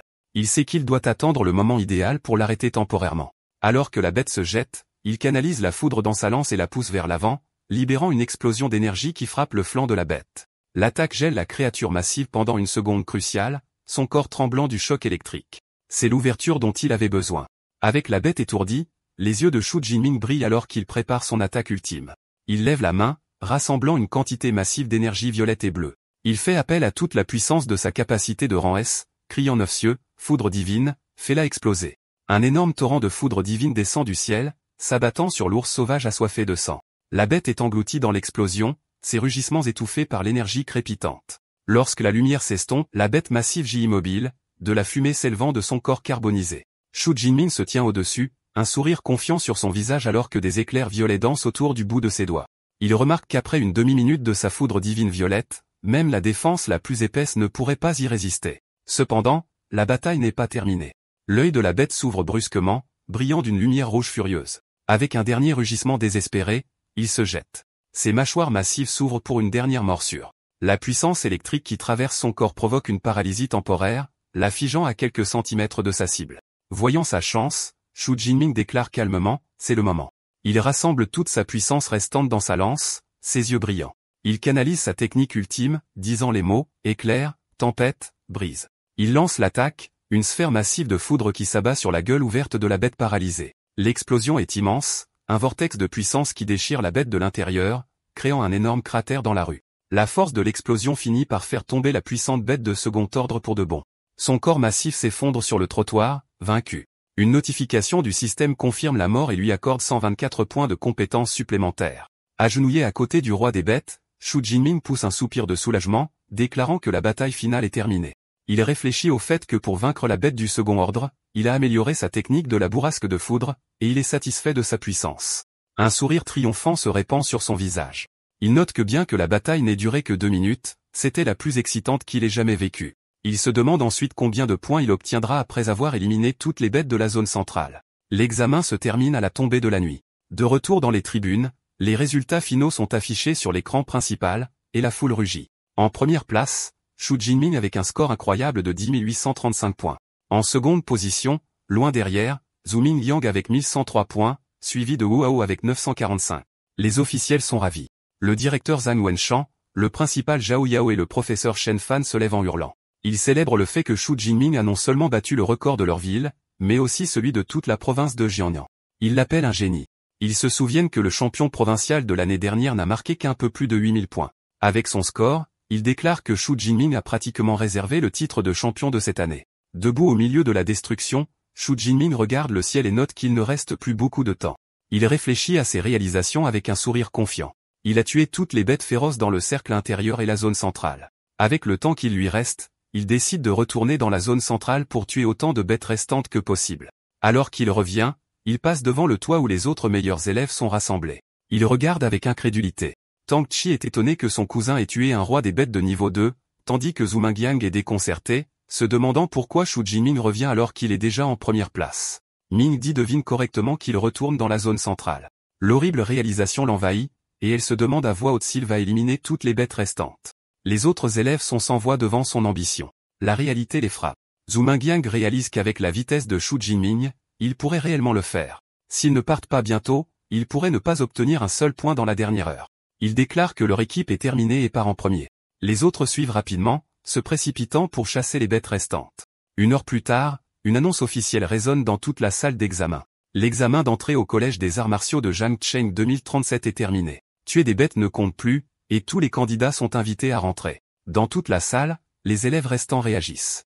Une Tang Chi fatiguée essuie la sueur de son front, soupirant que c'est enfin fini. Ailleurs, un étudiant désespère d'être à une bête de la réussite, tandis qu'un autre célèbre le fait de justesse. Au milieu du carnage, Xu Jinming se tient au-dessus de sa dernière mort, l'air insatisfait. Il se demande pourquoi l'examen a dû se terminer si rapidement, sentant qu'il n'avait pas tout à fait terminé. Alors que les élèves sortent de la salle d'examen, ils sont accueillis par des gardes. Leur visage est un mélange d'épuisement et de soulagement. Dehors, l'ami de Tang Kui, Xiaoya, est toujours sous le choc de la puissance de Xu Jinming.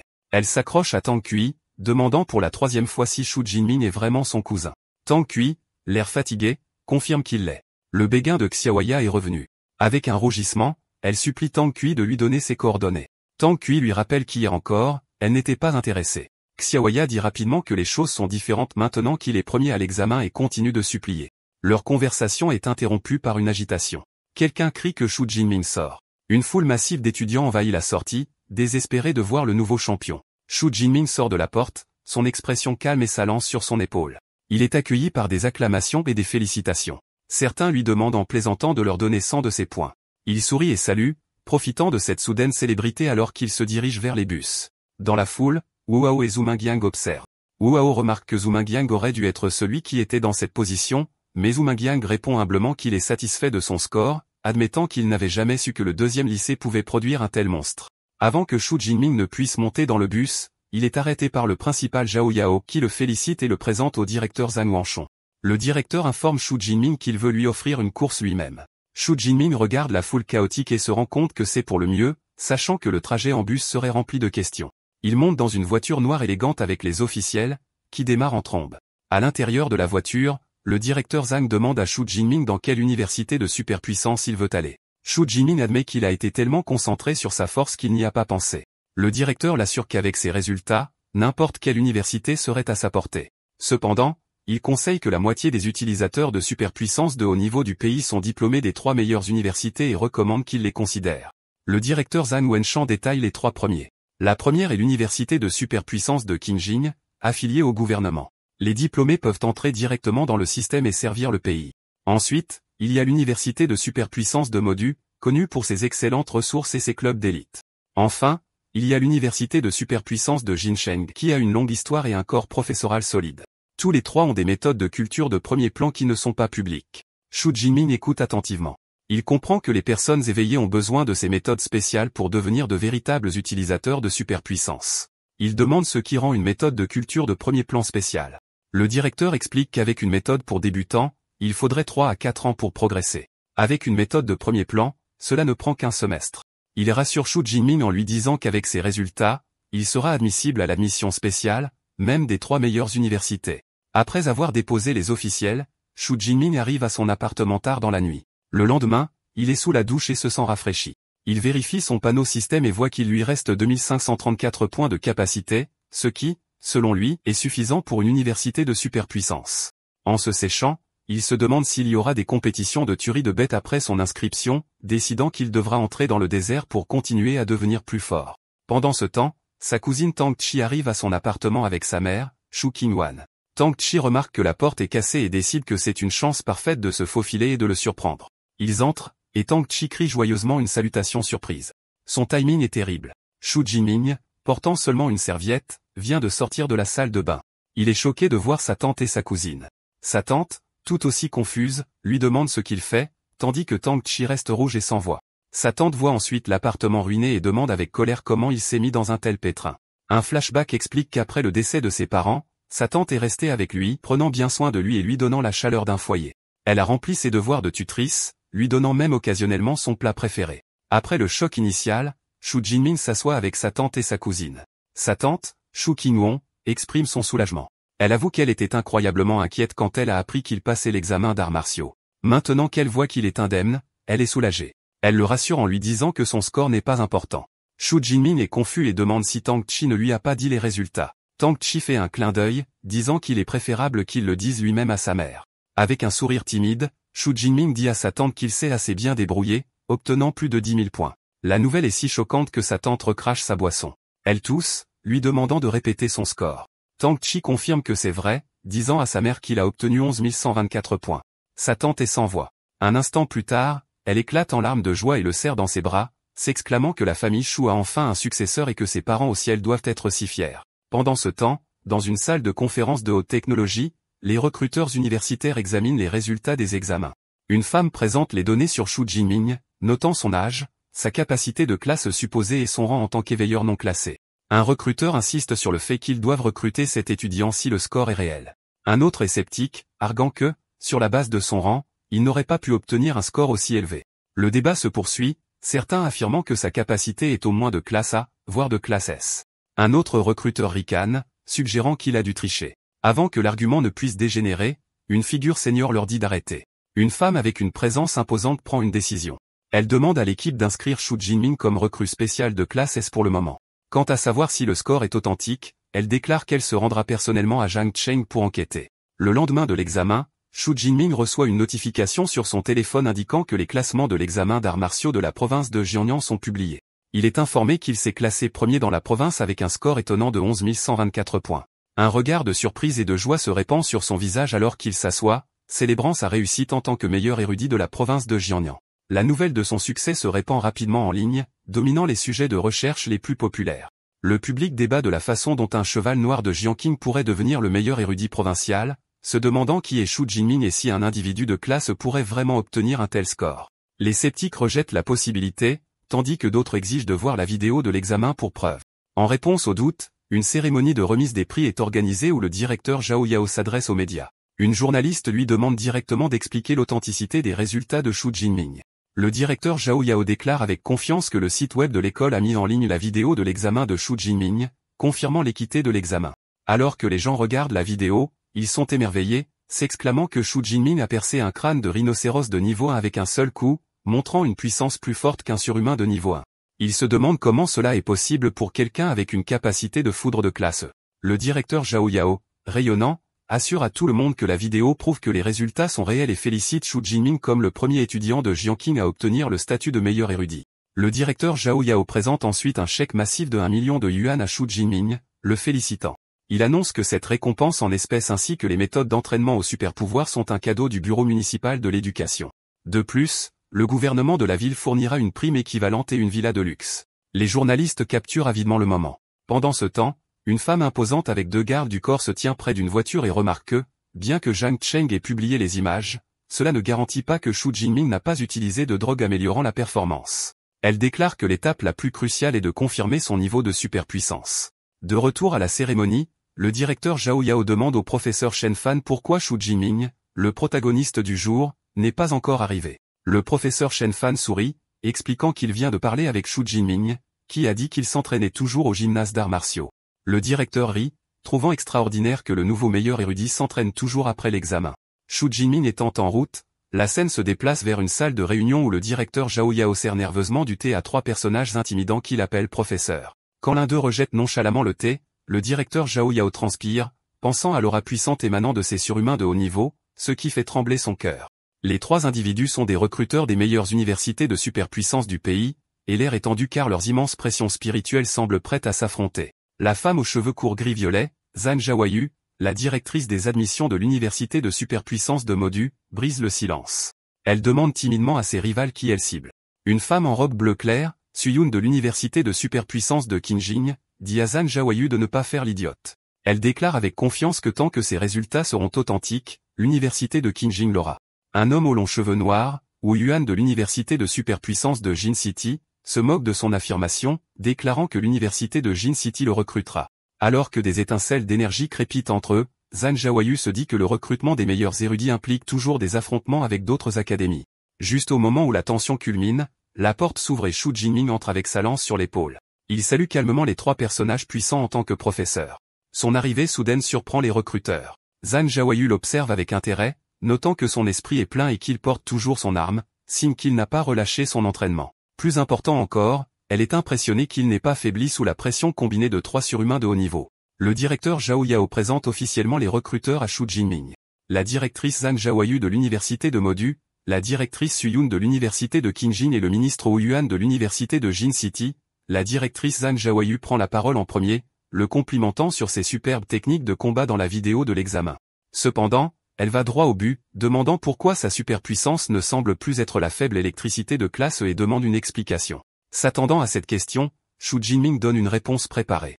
Il explique calmement qu'avant l'examen, alors qu'il s'entraînait à la maison, il a été frappé par la foudre naturelle, et sa superpuissance est devenue beaucoup plus forte. Wu Yuan et Suyun concluent immédiatement que cela ressemble à une mutation de superpuissance. Zhang Zhaoyu suggère ensuite que Shu Jinming ne connaît probablement pas le vrai niveau de sa superpuissance mutée. Elle a apporté un instrument de détection de superpuissance avec elle et l'invite à l'essayer. Elle présente un appareil circulaire brillant et lui dit d'utiliser sa superpuissance dessus. Shu Jinming place sa main sur l'instrument et libère sa puissance. Une violente vague massive d'éclairs violets et blancs jaillit de lui, recouvrant l'appareil. Suyun est visiblement choqué par la force brute de la foudre. L'appareil de détection termine son scan, identifiant la superpuissance comme le tonnerre divin du nuage pourpre. Mais alors qu'il essaie d'attribuer une note, il émet des bips erratiques et des fissures apparaissent. Dans un éclair de lumière dorée, l'instrument surcharge et explose en morceaux. L'explosion envoie des arcs électriques à travers la pièce, surprenant tout le monde. Un principal Zhao Yao choqué demande ce qui se passe. Wu Yuan et Suyun, cependant, ont l'air ravis. Ils déclarent que la situation est confirmée. Sa puissance a surchargé le petit appareil, ce qui signifie que son niveau de capacité doit être de classe S au minimum. Avec le potentiel de classe S de Shu Jinming confirmé, le directeur Zhang Zhaoyu sourit, pensant qu'ils ont parié sur la bonne personne cette fois. La confirmation déclenche immédiatement une féroce guerre d'enchères. Wu Yuan de l'université de Jin City est le premier à faire une offre, criant que son université donnera à Shu Jinming un bonus d'admission de 4 millions, un ensemble complet d'équipements de classe C et un accès gratuit à toutes les méthodes d'entraînement au super-pouvoir pendant les 4 années. Suyun de l'université de Qingjin se moque de son offre. Elle se tourne vers Shu Jinming avec un sourire charmant et présente sa propre proposition, un bonus d'admission de 5 millions et, pendant 4 ans, un accès gratuit à toutes leurs méthodes d'entraînement et techniques de combat de superpuissance de classe S. Shu Jinming est déconcerté par son offre généreuse. Enfin, Zhang Zhaoyu de l'université de superpuissance de Modu fait son geste. Elle déclare que Modu n'offre pas de bonus en espèces ni d'équipement, mais peut égaler les autres offres sur les méthodes de culture. Ensuite, elle révèle son atout, ajoutant qu'ils fourniront également une ressource de culture de classe S chaque année. La mention d'une ressource de classe S laisse Wu Yuan et Suyun complètement choqués. Ne connaissant pas le terme, Shu Jinming demande ce qu'est une ressource de culture de classe S. Zhang Zhaoyu explique, en demandant s'il a entendu parler des bêtes féroces de type dragon. Elle dit que ce sont des créatures dotées d'un pouvoir inné, nées à un niveau élevé de niveau 4 ou 5, dépassant de loin les autres bêtes. Elle révèle ensuite les détails stupéfiants. Les ressources de classe S comprennent le sang du cœur d'une bête féroce de type dragon adulte de niveau 8. Après avoir consommé ce sang de dragon, le corps serait grandement amélioré et sa force physique deviendrait comparable à celle d'une bête de type dragon. Elle souligne que chaque ressource de classe S est du même niveau que celle-ci. Les autres recruteurs sont sans voix. Suyun admet qu'elle est même tentée, remarquant la richesse de Modu. Wu Yuan, désemparé, souligne que les ressources de classe S sont généralement réservées aux meilleurs étudiants, et qu'il est utile de les offrir à un étudiant de première année. Ils réalisent tous les deux qu'ils ne peuvent plus rivaliser. Avec toutes les offres sur la table, les 3 recruteurs se tiennent devant Shu Jinming, lui disant qu'il est temps de prendre sa décision. Avec un sourire confiant et déterminé, Shu Jinming donne sa réponse sans hésitation, déclarant qu'il choisit l'université de superpuissance de Modu. Son choix étant fait, Shu Jinming explique qu'il a choisi l'université de superpuissance de Modu, non seulement pour leur excellente offre, mais aussi parce que sa formation au combat est la meilleure de l'alliance universitaire, avec de nombreux fondateurs venant de Modu. Il s'incline ensuite devant Suyun et Wu Yuan, les remerciant pour leur offre. Ils ont tous les deux l'air déçus. Satisfait de sa décision, le directeur Zhang Zhaoyu crée une lettre d'admission brillante et la donne à Shu Jinming, en l'accueillant. Elle lui dit que bien que les nouveaux étudiants s'inscrivent le 1er septembre en tant que recrue spéciale, il peut s'inscrire tôt et se verra attribuer un logement. Désireux de commencer, Shu Jinming demande s'il peut accéder aux méthodes d'entraînement aux superpuissances et aux techniques de combat de la bibliothèque avant l'heure. Zhang Zhaoyu accepte sans hésitation, ajoutant que l'école peut lui fournir une salle d'études privée. Elle lui tend sa carte de contact, lui disant de la contacter quand il arrivera à Magic City. Tenant sa lettre d'admission, Shu Jinming regarde le directeur souriant et dit qu'il a hâte d'aller s'inscrire. Quelque temps plus tard, Shu Jinming se tient dans une gare avec ses bagages, l'air excité alors qu'une annonce appelle les passagers du train G91 vers Magic City à commencer à embarquer. À la gare, sa tante Shu Qingwan est émotive, essuyant ses larmes alors que son mari, Tang Daolin, la réconforte. Il dit fièrement que leur enfant a grandi et que lorsque Xiaoming partira, il va s'envoler. Alors que Tang Kui regarde, son père lui rappelle qu'il est temps de commencer à remplir ses choix universitaires. Il suggère que puisque son cousin va à l'université de superpuissance de Magic City, elle devrait également essayer de choisir une université là-bas. Shu Qinggan est d'accord, ajoutant qu'il serait bon pour eux de veiller les uns sur les autres. Une Tang Kui désemparée accepte silencieusement. Dans le train, avec 6 heures restantes, Zhu Jinmin étudie déjà. Il se dit que la récompense la plus importante de l'examen est la méthode d'entraînement universelle C. Comme les superpuissances, les méthodes d'entraînement ont également des codes différentes, débutants, intermédiaires, avancés et haut de gamme. Un graphique montre que plus le niveau de la méthode est élevé, plus la vitesse d'entraînement est rapide et plus la puissance acquise est grande. Pendant qu'il est dans le train, Zhu Jinmin se concentre sur l'étude de la méthode d'entraînement universelle C. Il l'identifie comme une technique de niveau intermédiaire et note qu'avec sa puissance spirituelle de 180, il lui a fallu une demi-journée pour la mémoriser. Il se souvient qu'en suivant la méthode, il a pu ressentir l'énergie spéciale dans le monde dès son premier jour de pratique. Cela a déverrouillé une nouvelle option sur son panneau de système affichant un signe plus à côté de son niveau, ce qui signifie qu'il pouvait maintenant passer d'un éveillé à un utilisateur de superpuissance. Cependant, il décide de ne pas encore passer au niveau supérieur. Il se souvient que le manuel d'entraînement disait que plus le niveau de la méthode d'entraînement utilisée pour la percée est élevé, plus les avantages sont importants. Sachant qu'il aura bientôt accès à des méthodes de haut niveau à l'université, il décide de ne pas gaspiller cette chance en utilisant une méthode intermédiaire. En arrivant à Magic City, Zhu Jinmin est impressionné par le campus universitaire. De la voiture, il voit que le terrain de l'école s'étend sur plusieurs centaines de mètres de large. Il est accueilli par le directeur Zhang Jiaoyu, qui s'arrête dans une voiture de sport rouge et l'accueille, lui disant de monter pour qu'elle puisse l'emmener s'occuper des procédures d'admission. Alors qu'il traverse le magnifique campus bordé de cerisiers en fleurs, le directeur Zhang Jiaoyu se vante de sa taille, expliquant qu'il couvre 40 000 mu. Elle ajoute que même les étudiants en visite ne peuvent pas visiter tout le campus en une journée. Zhu Jinmin est impressionné, remarquant que le voir vaut mieux que d'en entendre parler. Après une inscription rapide, le directeur Zhang Jiaoyu lui remet sa nouvelle carte d'étudiant, une carte tout en un qu'il peut utiliser pour accéder au dortoir. Alors qu'il s'approche de son nouvel hébergement, Zhu Jinmin pense à sa vie passée, où il a vu des dortoirs allant de chambres pour 4 personnes à des appartements de 3 chambres. Cependant, rien ne l'a préparé à ce qu'il voit ensuite. Il regarde avec choc son nouveau dortoir, une magnifique villa de luxe. Le directeur Zhang Jiaoyu explique que chaque étudiant de Modu vit dans une villa dont le luxe est déterminé par ses scores. En tant que meilleur buteur provincial, Zhu Jinmin obtient le modèle le plus luxueux avec une superficie de plus de 800 mètres carrés. Elle l'informe que la villa est pour 2 personnes avec un étage supérieur et inférieur, donc lui et son futur colocataire auront chacun un étage entier. Zhu Jinmin pense qu'avoir un colocataire n'est pas mal et qu'il vaut mieux être seul. Il réfléchit à sa vie d'orphelin et admet qu'il préfère toujours la sensation chaleureuse d'un dortoir communautaire pour 4 personnes alors qu'il suit le directeur dans les escaliers. À l'intérieur de la villa, le directeur Zhang Jiaoyu s'assoit avec Zhu Jinmin et l'informe qu'elle va maintenant expliquer quelques points importants sur l'université. Elle souligne 2 points principaux, le système de crédit et le système de mentor. Elle commence par expliquer qu'à Modu, les crédits sont tout. Ils sont utilisés pour toutes les transactions, de l'achat de repas à l'équipement puissant. Elle précise qu'un crédit équivaut à peu près à 10 000 devises d'Axia. Le directeur Zhang Jiaoyu explique qu'il existe de nombreuses façons d'obtenir des crédits, dont une quantité fixe accordée chaque année en fonction de la note de l'élève.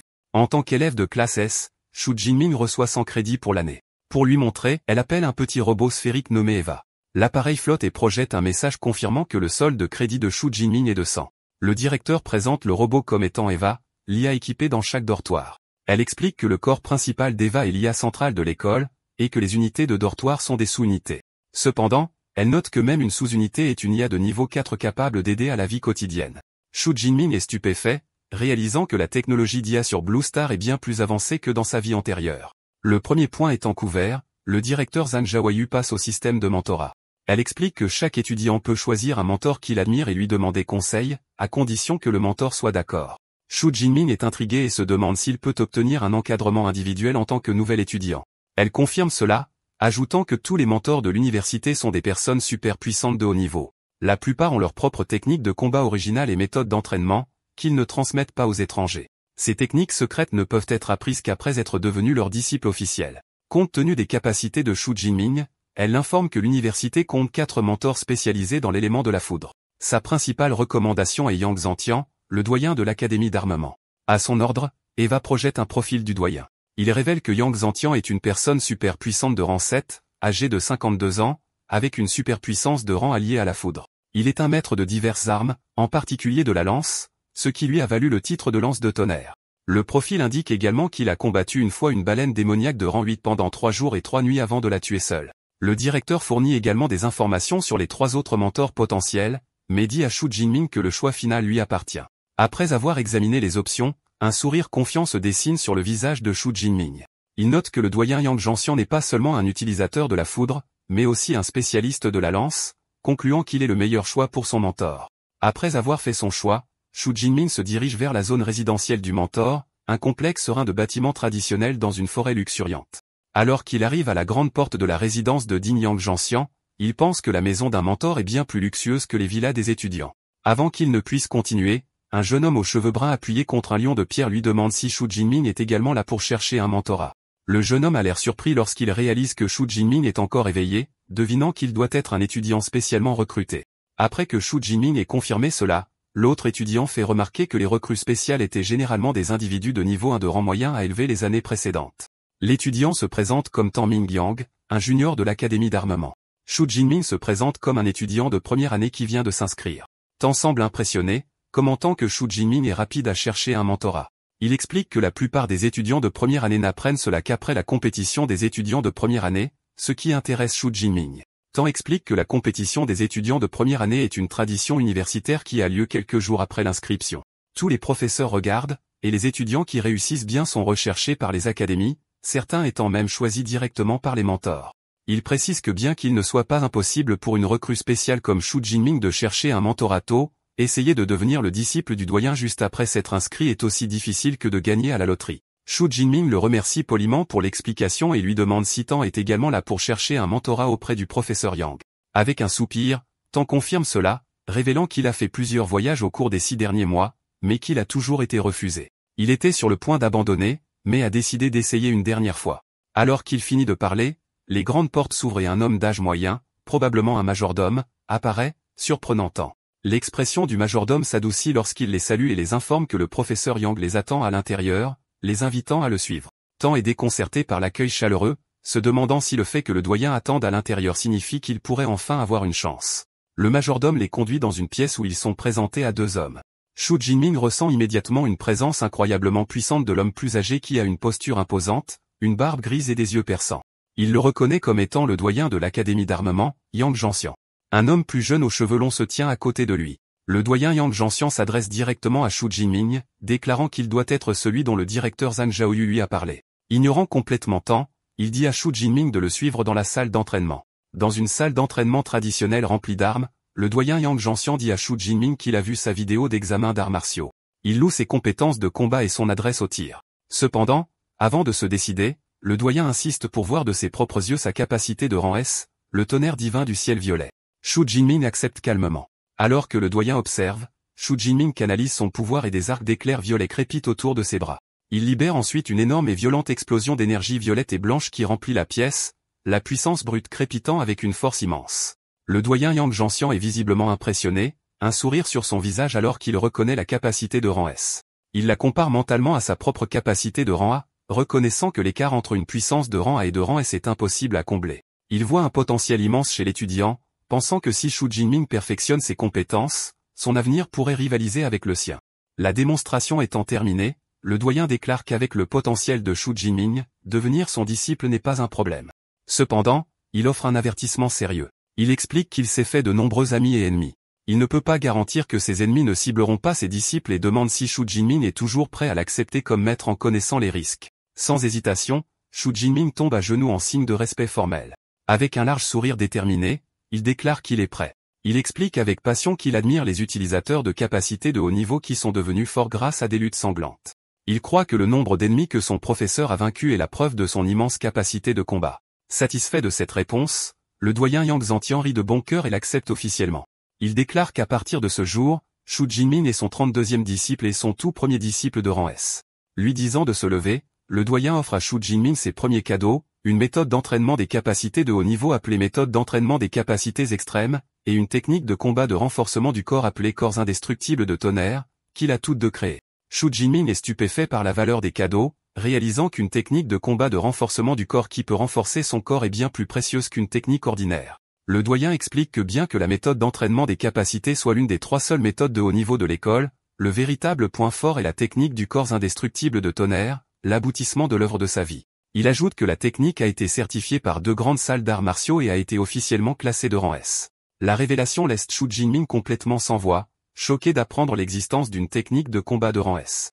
Les techniques de combat, comme les capacités, ont leur propre classement de FASSS. Plus le rang est élevé, plus il est difficile à maîtriser, mais plus il sera puissant. Xu Jinming réfléchit à cela, réalisant l'étendue terrifiante du talent de son nouveau maître. Il sait que la plupart des maîtres de niveau 7 sont exceptionnels s'ils peuvent créer une technique de combat de rang A. Pour que son maître ait créé une technique de rang S, son talent pour les arts martiaux est terriblement élevé. Le doyen Yang Zhangxian fournit plus de détails sur sa technique de rang S. Il explique que le corps indestructible de tonnerre est uniquement destiné aux utilisateurs de l'élément de la foudre et comporte 13 niveaux. À chaque niveau, le corps de l'utilisateur subit une transformation. Cependant, il précise une exigence cruciale. Pour commencer à la cultiver, il faut d'abord passer d'un éveillé à un véritable utilisateur de capacité. Il donne ensuite à Xu Jinming sa première tâche. Il lui demande d'utiliser la méthode d'entraînement aux capacités extrêmes pour réaliser sa percée. Une fois que Xu Jinming aura progressé, il devra revenir, et le doyen l'aidera personnellement à construire les fondations du corps indestructible du tonnerre. Submergé de gratitude, Xu Jinming s'incline profondément, pensant combien il est préférable d'avoir les conseils d'un mentor. Le doyen partage ensuite une motivation personnelle, révélant qu'il n'a cultivé la technique qu'au 10e niveau. Il regarde Xu Jinming avec espoir, déclarant que s'il est incapable d'atteindre le sommet d'un saint martial, alors Xu Jinming sera le plus grand espoir de prouver le potentiel de la technique. Ses yeux brillent alors qu'il révèle sa supposition ultime.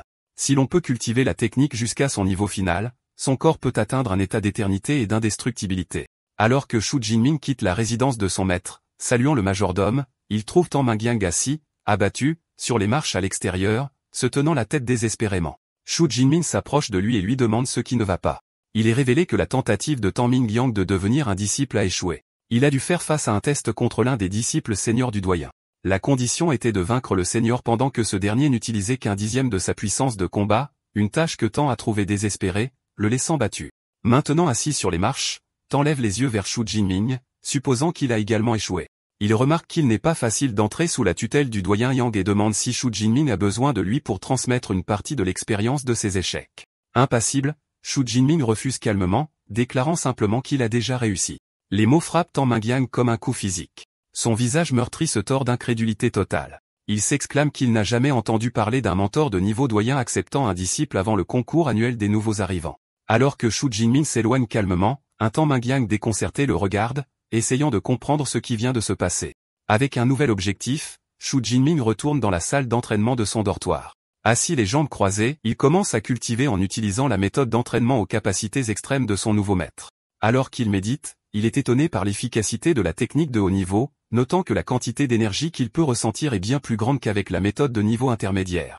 Un sourire confiant apparaît sur son visage. Sachant qu'il a déjà maîtrisé les principes, il décide qu'il n'est pas nécessaire de la pratiquer étape par étape. Au lieu de cela, il utilisera son système de triche pour progresser directement.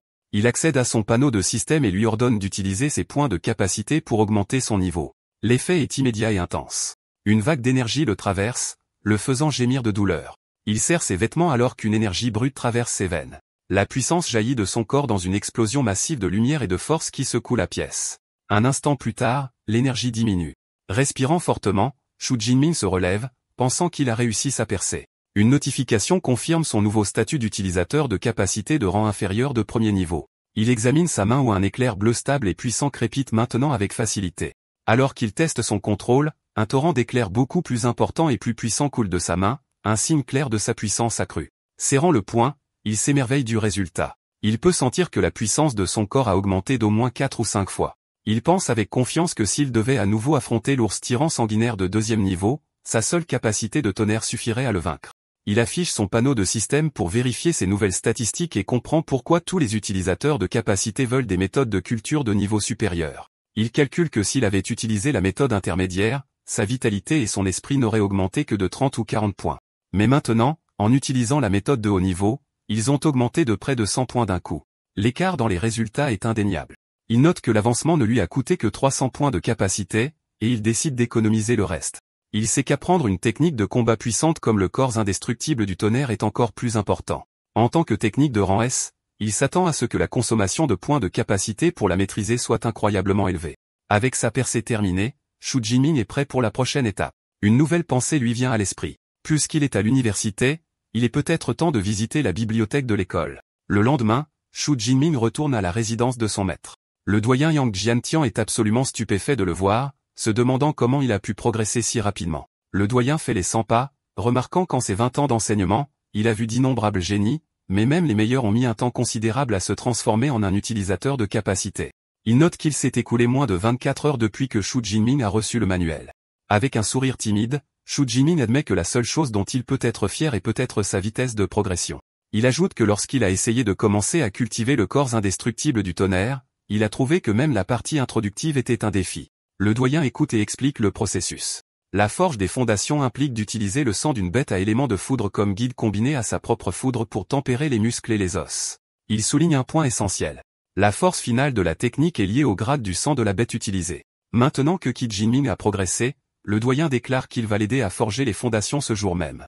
Il révèle que les bêtes de foudre de haut niveau sont rares, et son plan initial était d'utiliser le sang d'un ours géant de tempête de 7e niveau. Cependant, après avoir appris que Shu Jinming avait droit à une ressource de rang S chaque année, il a fait une demande spéciale. Il a décidé de combiner les ressources et a plaidé auprès du directeur de l'université pour qu'il accorde à Shu Jinming une ressource encore plus précieuse de rang SS. Avec cela, il présente à Shu Jinming un petit flacon contenant un liquide rougeoyant, le sang essentiel d'une féroce bête de 8e niveau, le tyrannosaure de foudre. Shu Jinming est profondément ému que son nouveau professeur et le directeur se soient donné tant de mal pour lui. Il accepte le flacon et jure de rembourser cette gentillesse à maintes reprises. Satisfait, le doyen dit qu'il devrait commencer immédiatement. Ils se rendent dans une salle d'entraînement où un Shu Jinming torse nu s'agenouille. Le doyen débouche le flacon et verse le puissant sang rougeoyant sur la tête et le dos de Shu Jinming. Shu Jinming serre les dents, gémissant lorsque la substance entre en contact.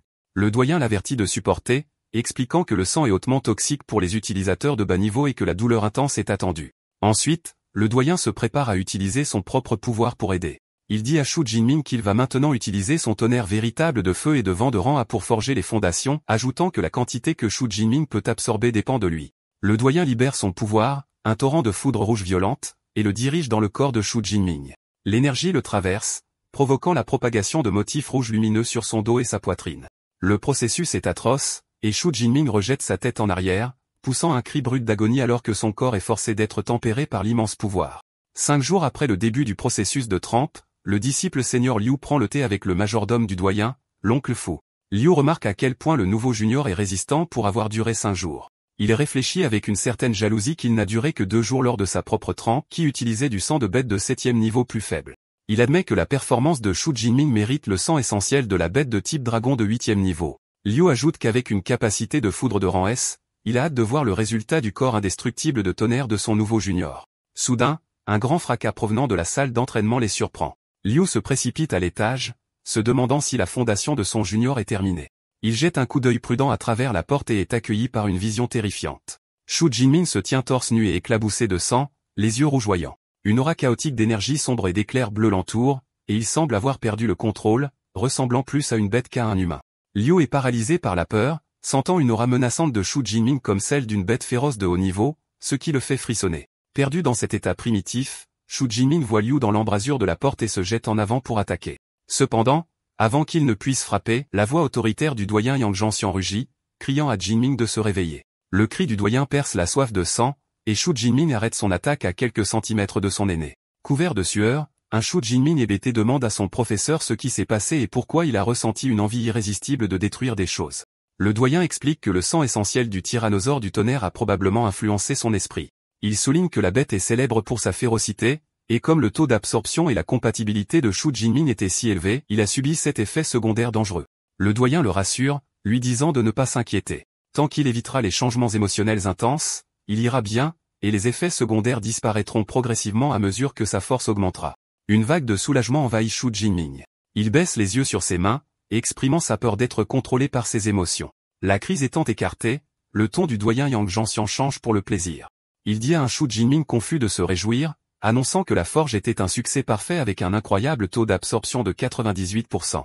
Il explique fièrement que parmi les disciples qui ont cultivé le corps indestructible de tonnerre, le taux le plus élevé jamais enregistré n'était que de 92%. Avec cela, Shu Jinming a battu un record de longue date. Son disciple aîné Liu s'approche avec un sourire de félicitations. Il dit à son nouveau junior qu'avec la fondation forgée avec succès, son avenir dans les arts martiaux est désormais une promenade de santé. Le doyen le présente officiellement comme le disciple aîné Liu Ming, un utilisateur de capacité au sommet du 3e niveau et dit à Xu Jinming de demander de l'aide à Liu pour toute question de cultivation future. Xu Jinming salue son aîné qui sort rapidement son téléphone. Liu explique que puisqu'il n'a pas préparé de cadeau, il transférera plutôt des crédits. Xu Jinming est choqué lorsqu'une notification sur son téléphone indique qu'il a reçu 200 crédits, s'exclamant que c'est trop. Il calcule rapidement que le cadeau vaut 2 millions de grands chacun. Le doyen rejette son inquiétude, déclarant que 200 crédits ne sont pas une grosse somme pour Liu et qu'il est du devoir d'un aîné de prendre soin de ses juniors. Il ajoute que lorsque Xu Jinming aura ses propres juniors, il devra également préparer des cadeaux, une leçon que Xu Jinming accepte humblement. La formation terminée, le doyen dit à Xu Jinming qu'après 5 jours sans nourriture ni eau, il devrait rentrer se reposer. Il lui donne ses prochaines instructions. Revenez le lendemain matin pour apprendre les techniques de poing et de lance avec le seigneur Liu. Xu Jinming remercie avec gratitude son professeur et part. De retour dans sa luxueuse villa, Xu Jinming trouve un jeune homme aux cheveux blancs hérissés et aux yeux rouges sur le canapé concentré sur un jeu vidéo. Le jeune homme se tourne en réalisant qu'il n'est pas seul et salue Xu Jinming, devinant qu'il doit être son nouveau colocataire. Il se présente comme Liu Wentao.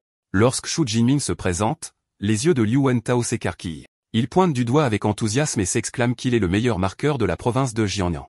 Lorsque Xu Jinming demande comment il le savait, Liu Wentao déclare fièrement que son surnom est Monsieur Je sais tout car il connaît la plupart des étudiants de première année.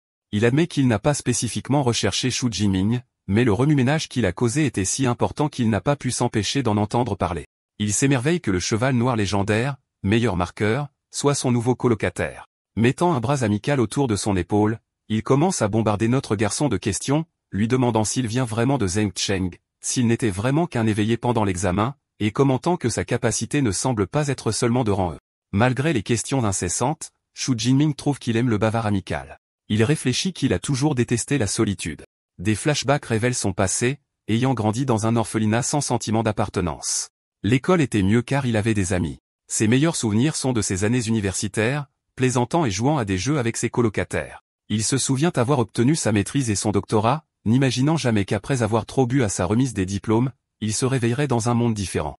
Il pense qu'il ne s'attendait pas à être encore orphelin après avoir transmigré, mais avec un colocataire comme Liu Wentao, il sent qu'il ne sera pas seul. Pendant ce temps, Liu Wentao se vante fièrement qu'il est un excellent élève de la province du Sichuan avec une capacité de rang A et qu'il est actuellement un utilisateur de capacité de premier niveau de rang moyen.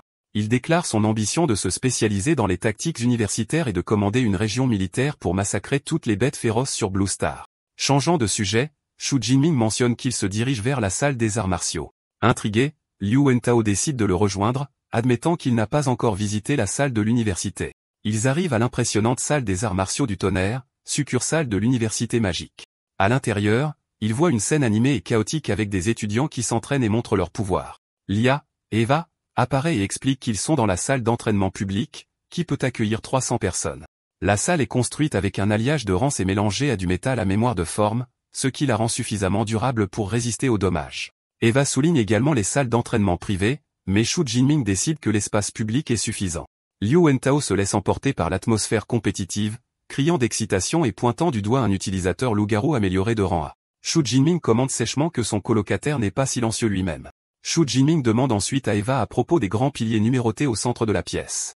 Eva explique qu'il s'agit de tableaux de défis de puissance de frappe.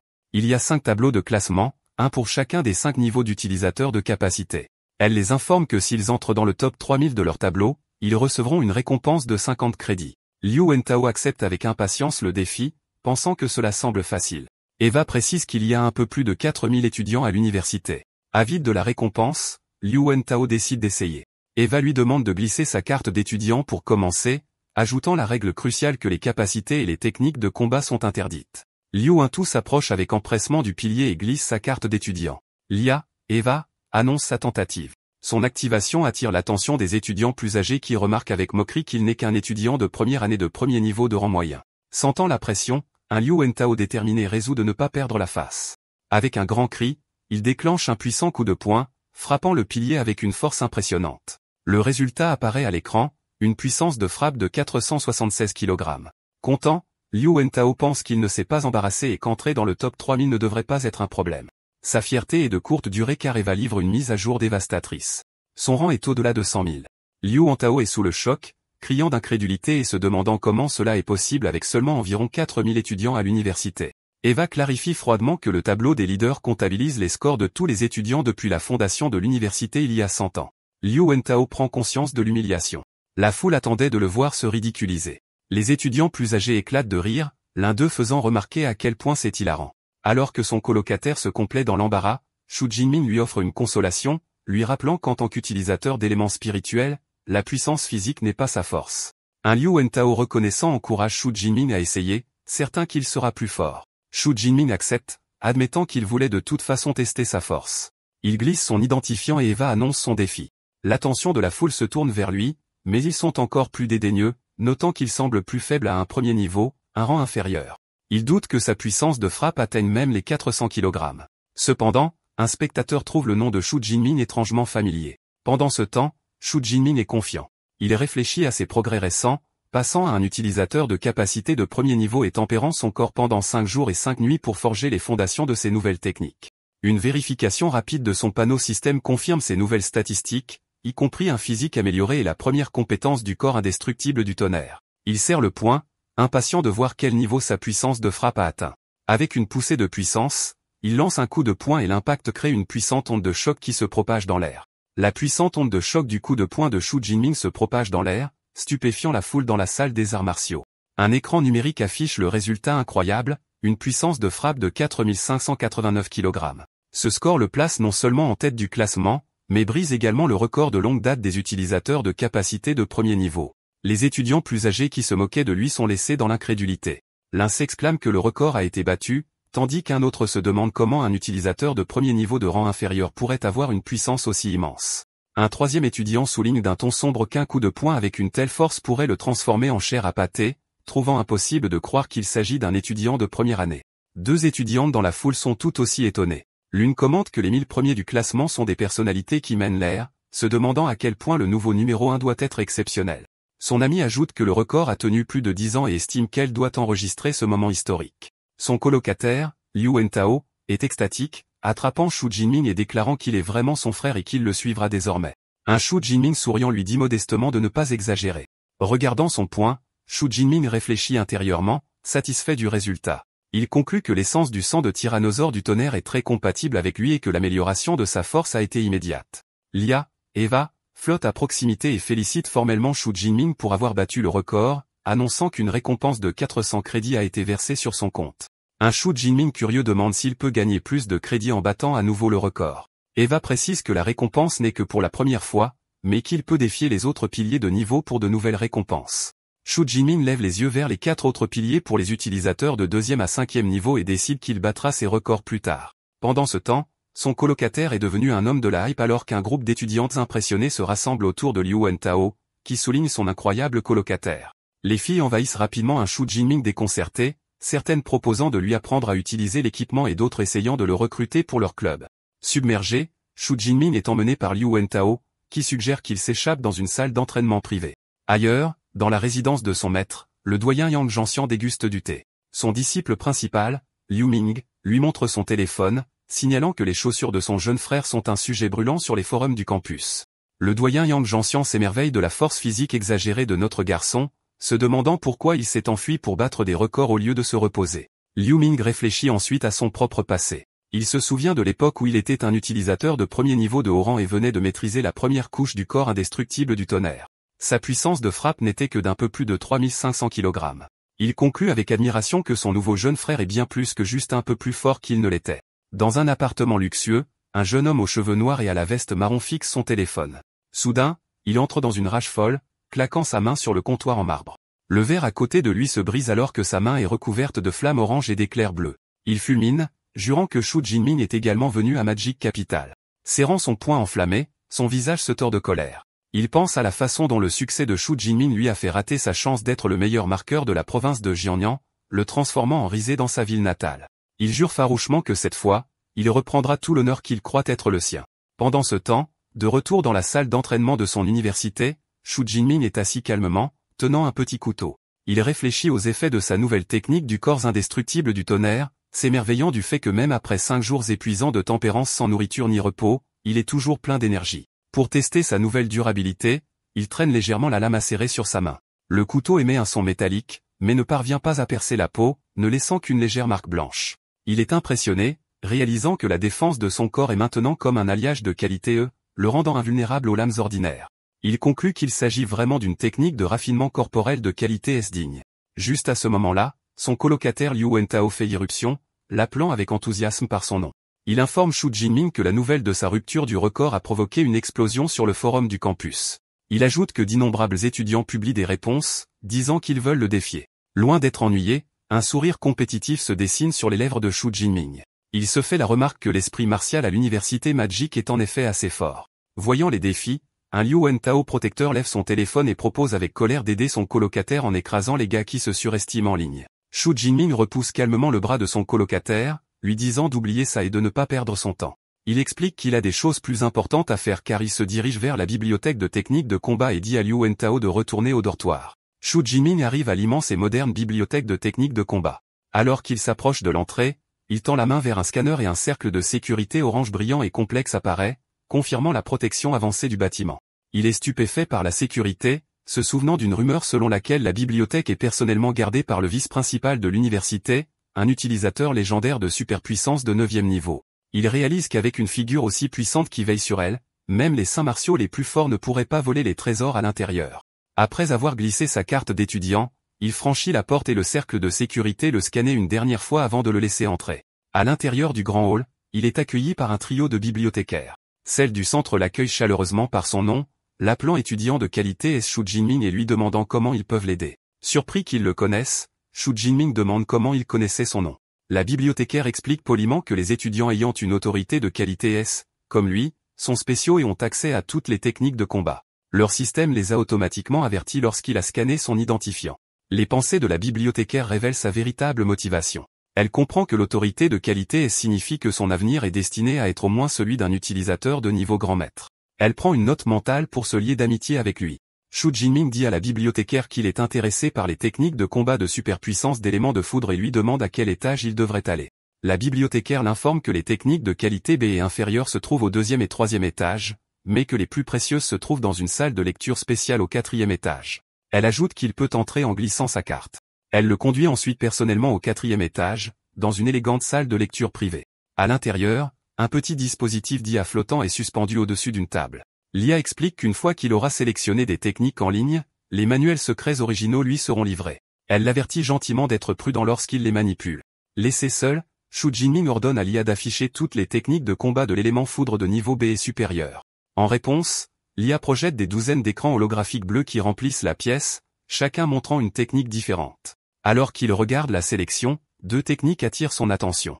La première est une technique de niveau SSS appelée Guidance Céleste du Tonnerre de 10 000 prisons qui crée un immense domaine d'orage.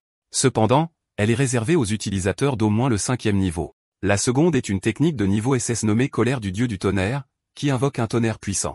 Celle-ci est également limitée, exigeant qu'un utilisateur soit au moins du 4e niveau. Xu Jinming est impressionné par la qualité des techniques, voyant des options de niveau SS et même SSS. Il s'émerveille de la richesse de la collection de manuels secrets de l'université et se demande s'il peut les consulter gratuitement. Son enthousiasme s'estompe lorsqu'il réalise que la culture de ces techniques puissantes a des exigences strictes. Avec son statut actuel, il ne peut apprendre que des techniques de combat de niveau A pour l'instant. Il voit d'innombrables options de niveau A, notant que choisir serait incroyablement difficile sans les conseils de son professeur. Heureusement, il est venu préparé. Il sort une liste de recommandations de son maître, le doyen Yang Zhantian, ce qui lui fait gagner du temps. À l'aide de la liste, il interagit avec les écrans holographiques, en pointant ses techniques souhaitées. Il prend sa décision finale, en choisissant 4 techniques spécifiques de niveau A. La première est la lance de tonnerre, une technique offensive. La seconde est le pistolet à tonnerre en chaîne, une attaque soutenue. La troisième est l'éclair de tonnerre, une technique de mouvement. La dernière est la prison de tonnerre, une technique de contrôle. Il catégorise mentalement ses nouvelles compétences. La lance de tonnerre pour les frappes à distance, le pistolet à tonnerre en chaîne pour les attaques soutenues, l'éclair de tonnerre pour le mouvement et la prison de tonnerre pour le contrôle des foules. Il croit avec confiance qu'avec ces 4 techniques de combat et son corps indestructible de tonnerre de rang S, son style de combat n'aura pratiquement aucun défaut. L'IA, EVA, analyse sa sélection, l'informant que le temps moyen pour apprendre chaque technique de niveau A à un niveau élémentaire est de 6 mois. Elle recommande de mélanger des techniques de niveau inférieur pour une approche plus équilibrée. Cependant, Xu Jinming rejette avec confiance les conseils. Peu de temps après, la bibliothécaire revient, lui présentant les 4 manuels physiques pour les techniques qu'il a choisies. Alors qu'il les attrape, Xu Jinming s'émerveille de leur luxe. Il réfléchit à leur valeur marchande, sachant que même les manuels secrets de niveau C coûtent des millions, ce qui fait de ces 4 originaux inestimables de niveau un trésor incroyable. Alors qu'il ouvre le premier manuel, une lumière dorée brille de ses pages. Il est frappé par la profonde conception artistique et l'aura puissante, réalisant que c'est une expérience qu'une copie ne pourrait jamais reproduire. Il s'installe et commence à étudier les manuels avec attention. Au fil des heures, sa concentration se transforme en frustration. Des gouttes de sueur perlent sur son front alors qu'il serre sa tête, luttant pour comprendre le contenu complexe. Malgré la difficulté, il persévère, tournant page après page. Après une longue période d'étude, il se penche en arrière, ayant terminé les 4 manuels. Il appelle ensuite son système, Deep Blue, et lui ordonne d'ajouter des points. Le système répond instantanément. 4 notifications apparaissent, confirmant que 200 points de super pouvoir ont été consommés pour chaque technique, et que les 4 ont été apprises avec succès au niveau élémentaire. Il ouvre ensuite son panneau système pour afficher son statut mis à jour. Ses nouvelles compétences, la lance de tonnerre, l'éclair de tonnerre, le pistolet à tonnerre en chaîne de niveau A et la prison de tonnerre sont toutes répertoriées au niveau élémentaire. Sa technique de raffinement corporel, le corps indestructible de tonnerre, reste à la première couche, et ses points de super pouvoir disponibles ont diminué à 1434. Se levant, Xu Jinming serre le poing, une faible aura de puissance l'entourant. Ayant acquis tant de techniques de combat puissantes, il regarde vers le haut avec une expression confiante et prédatrice, se demandant quelle personne chanceuse sera la première à goûter à la puissance de son nouvel arsenal.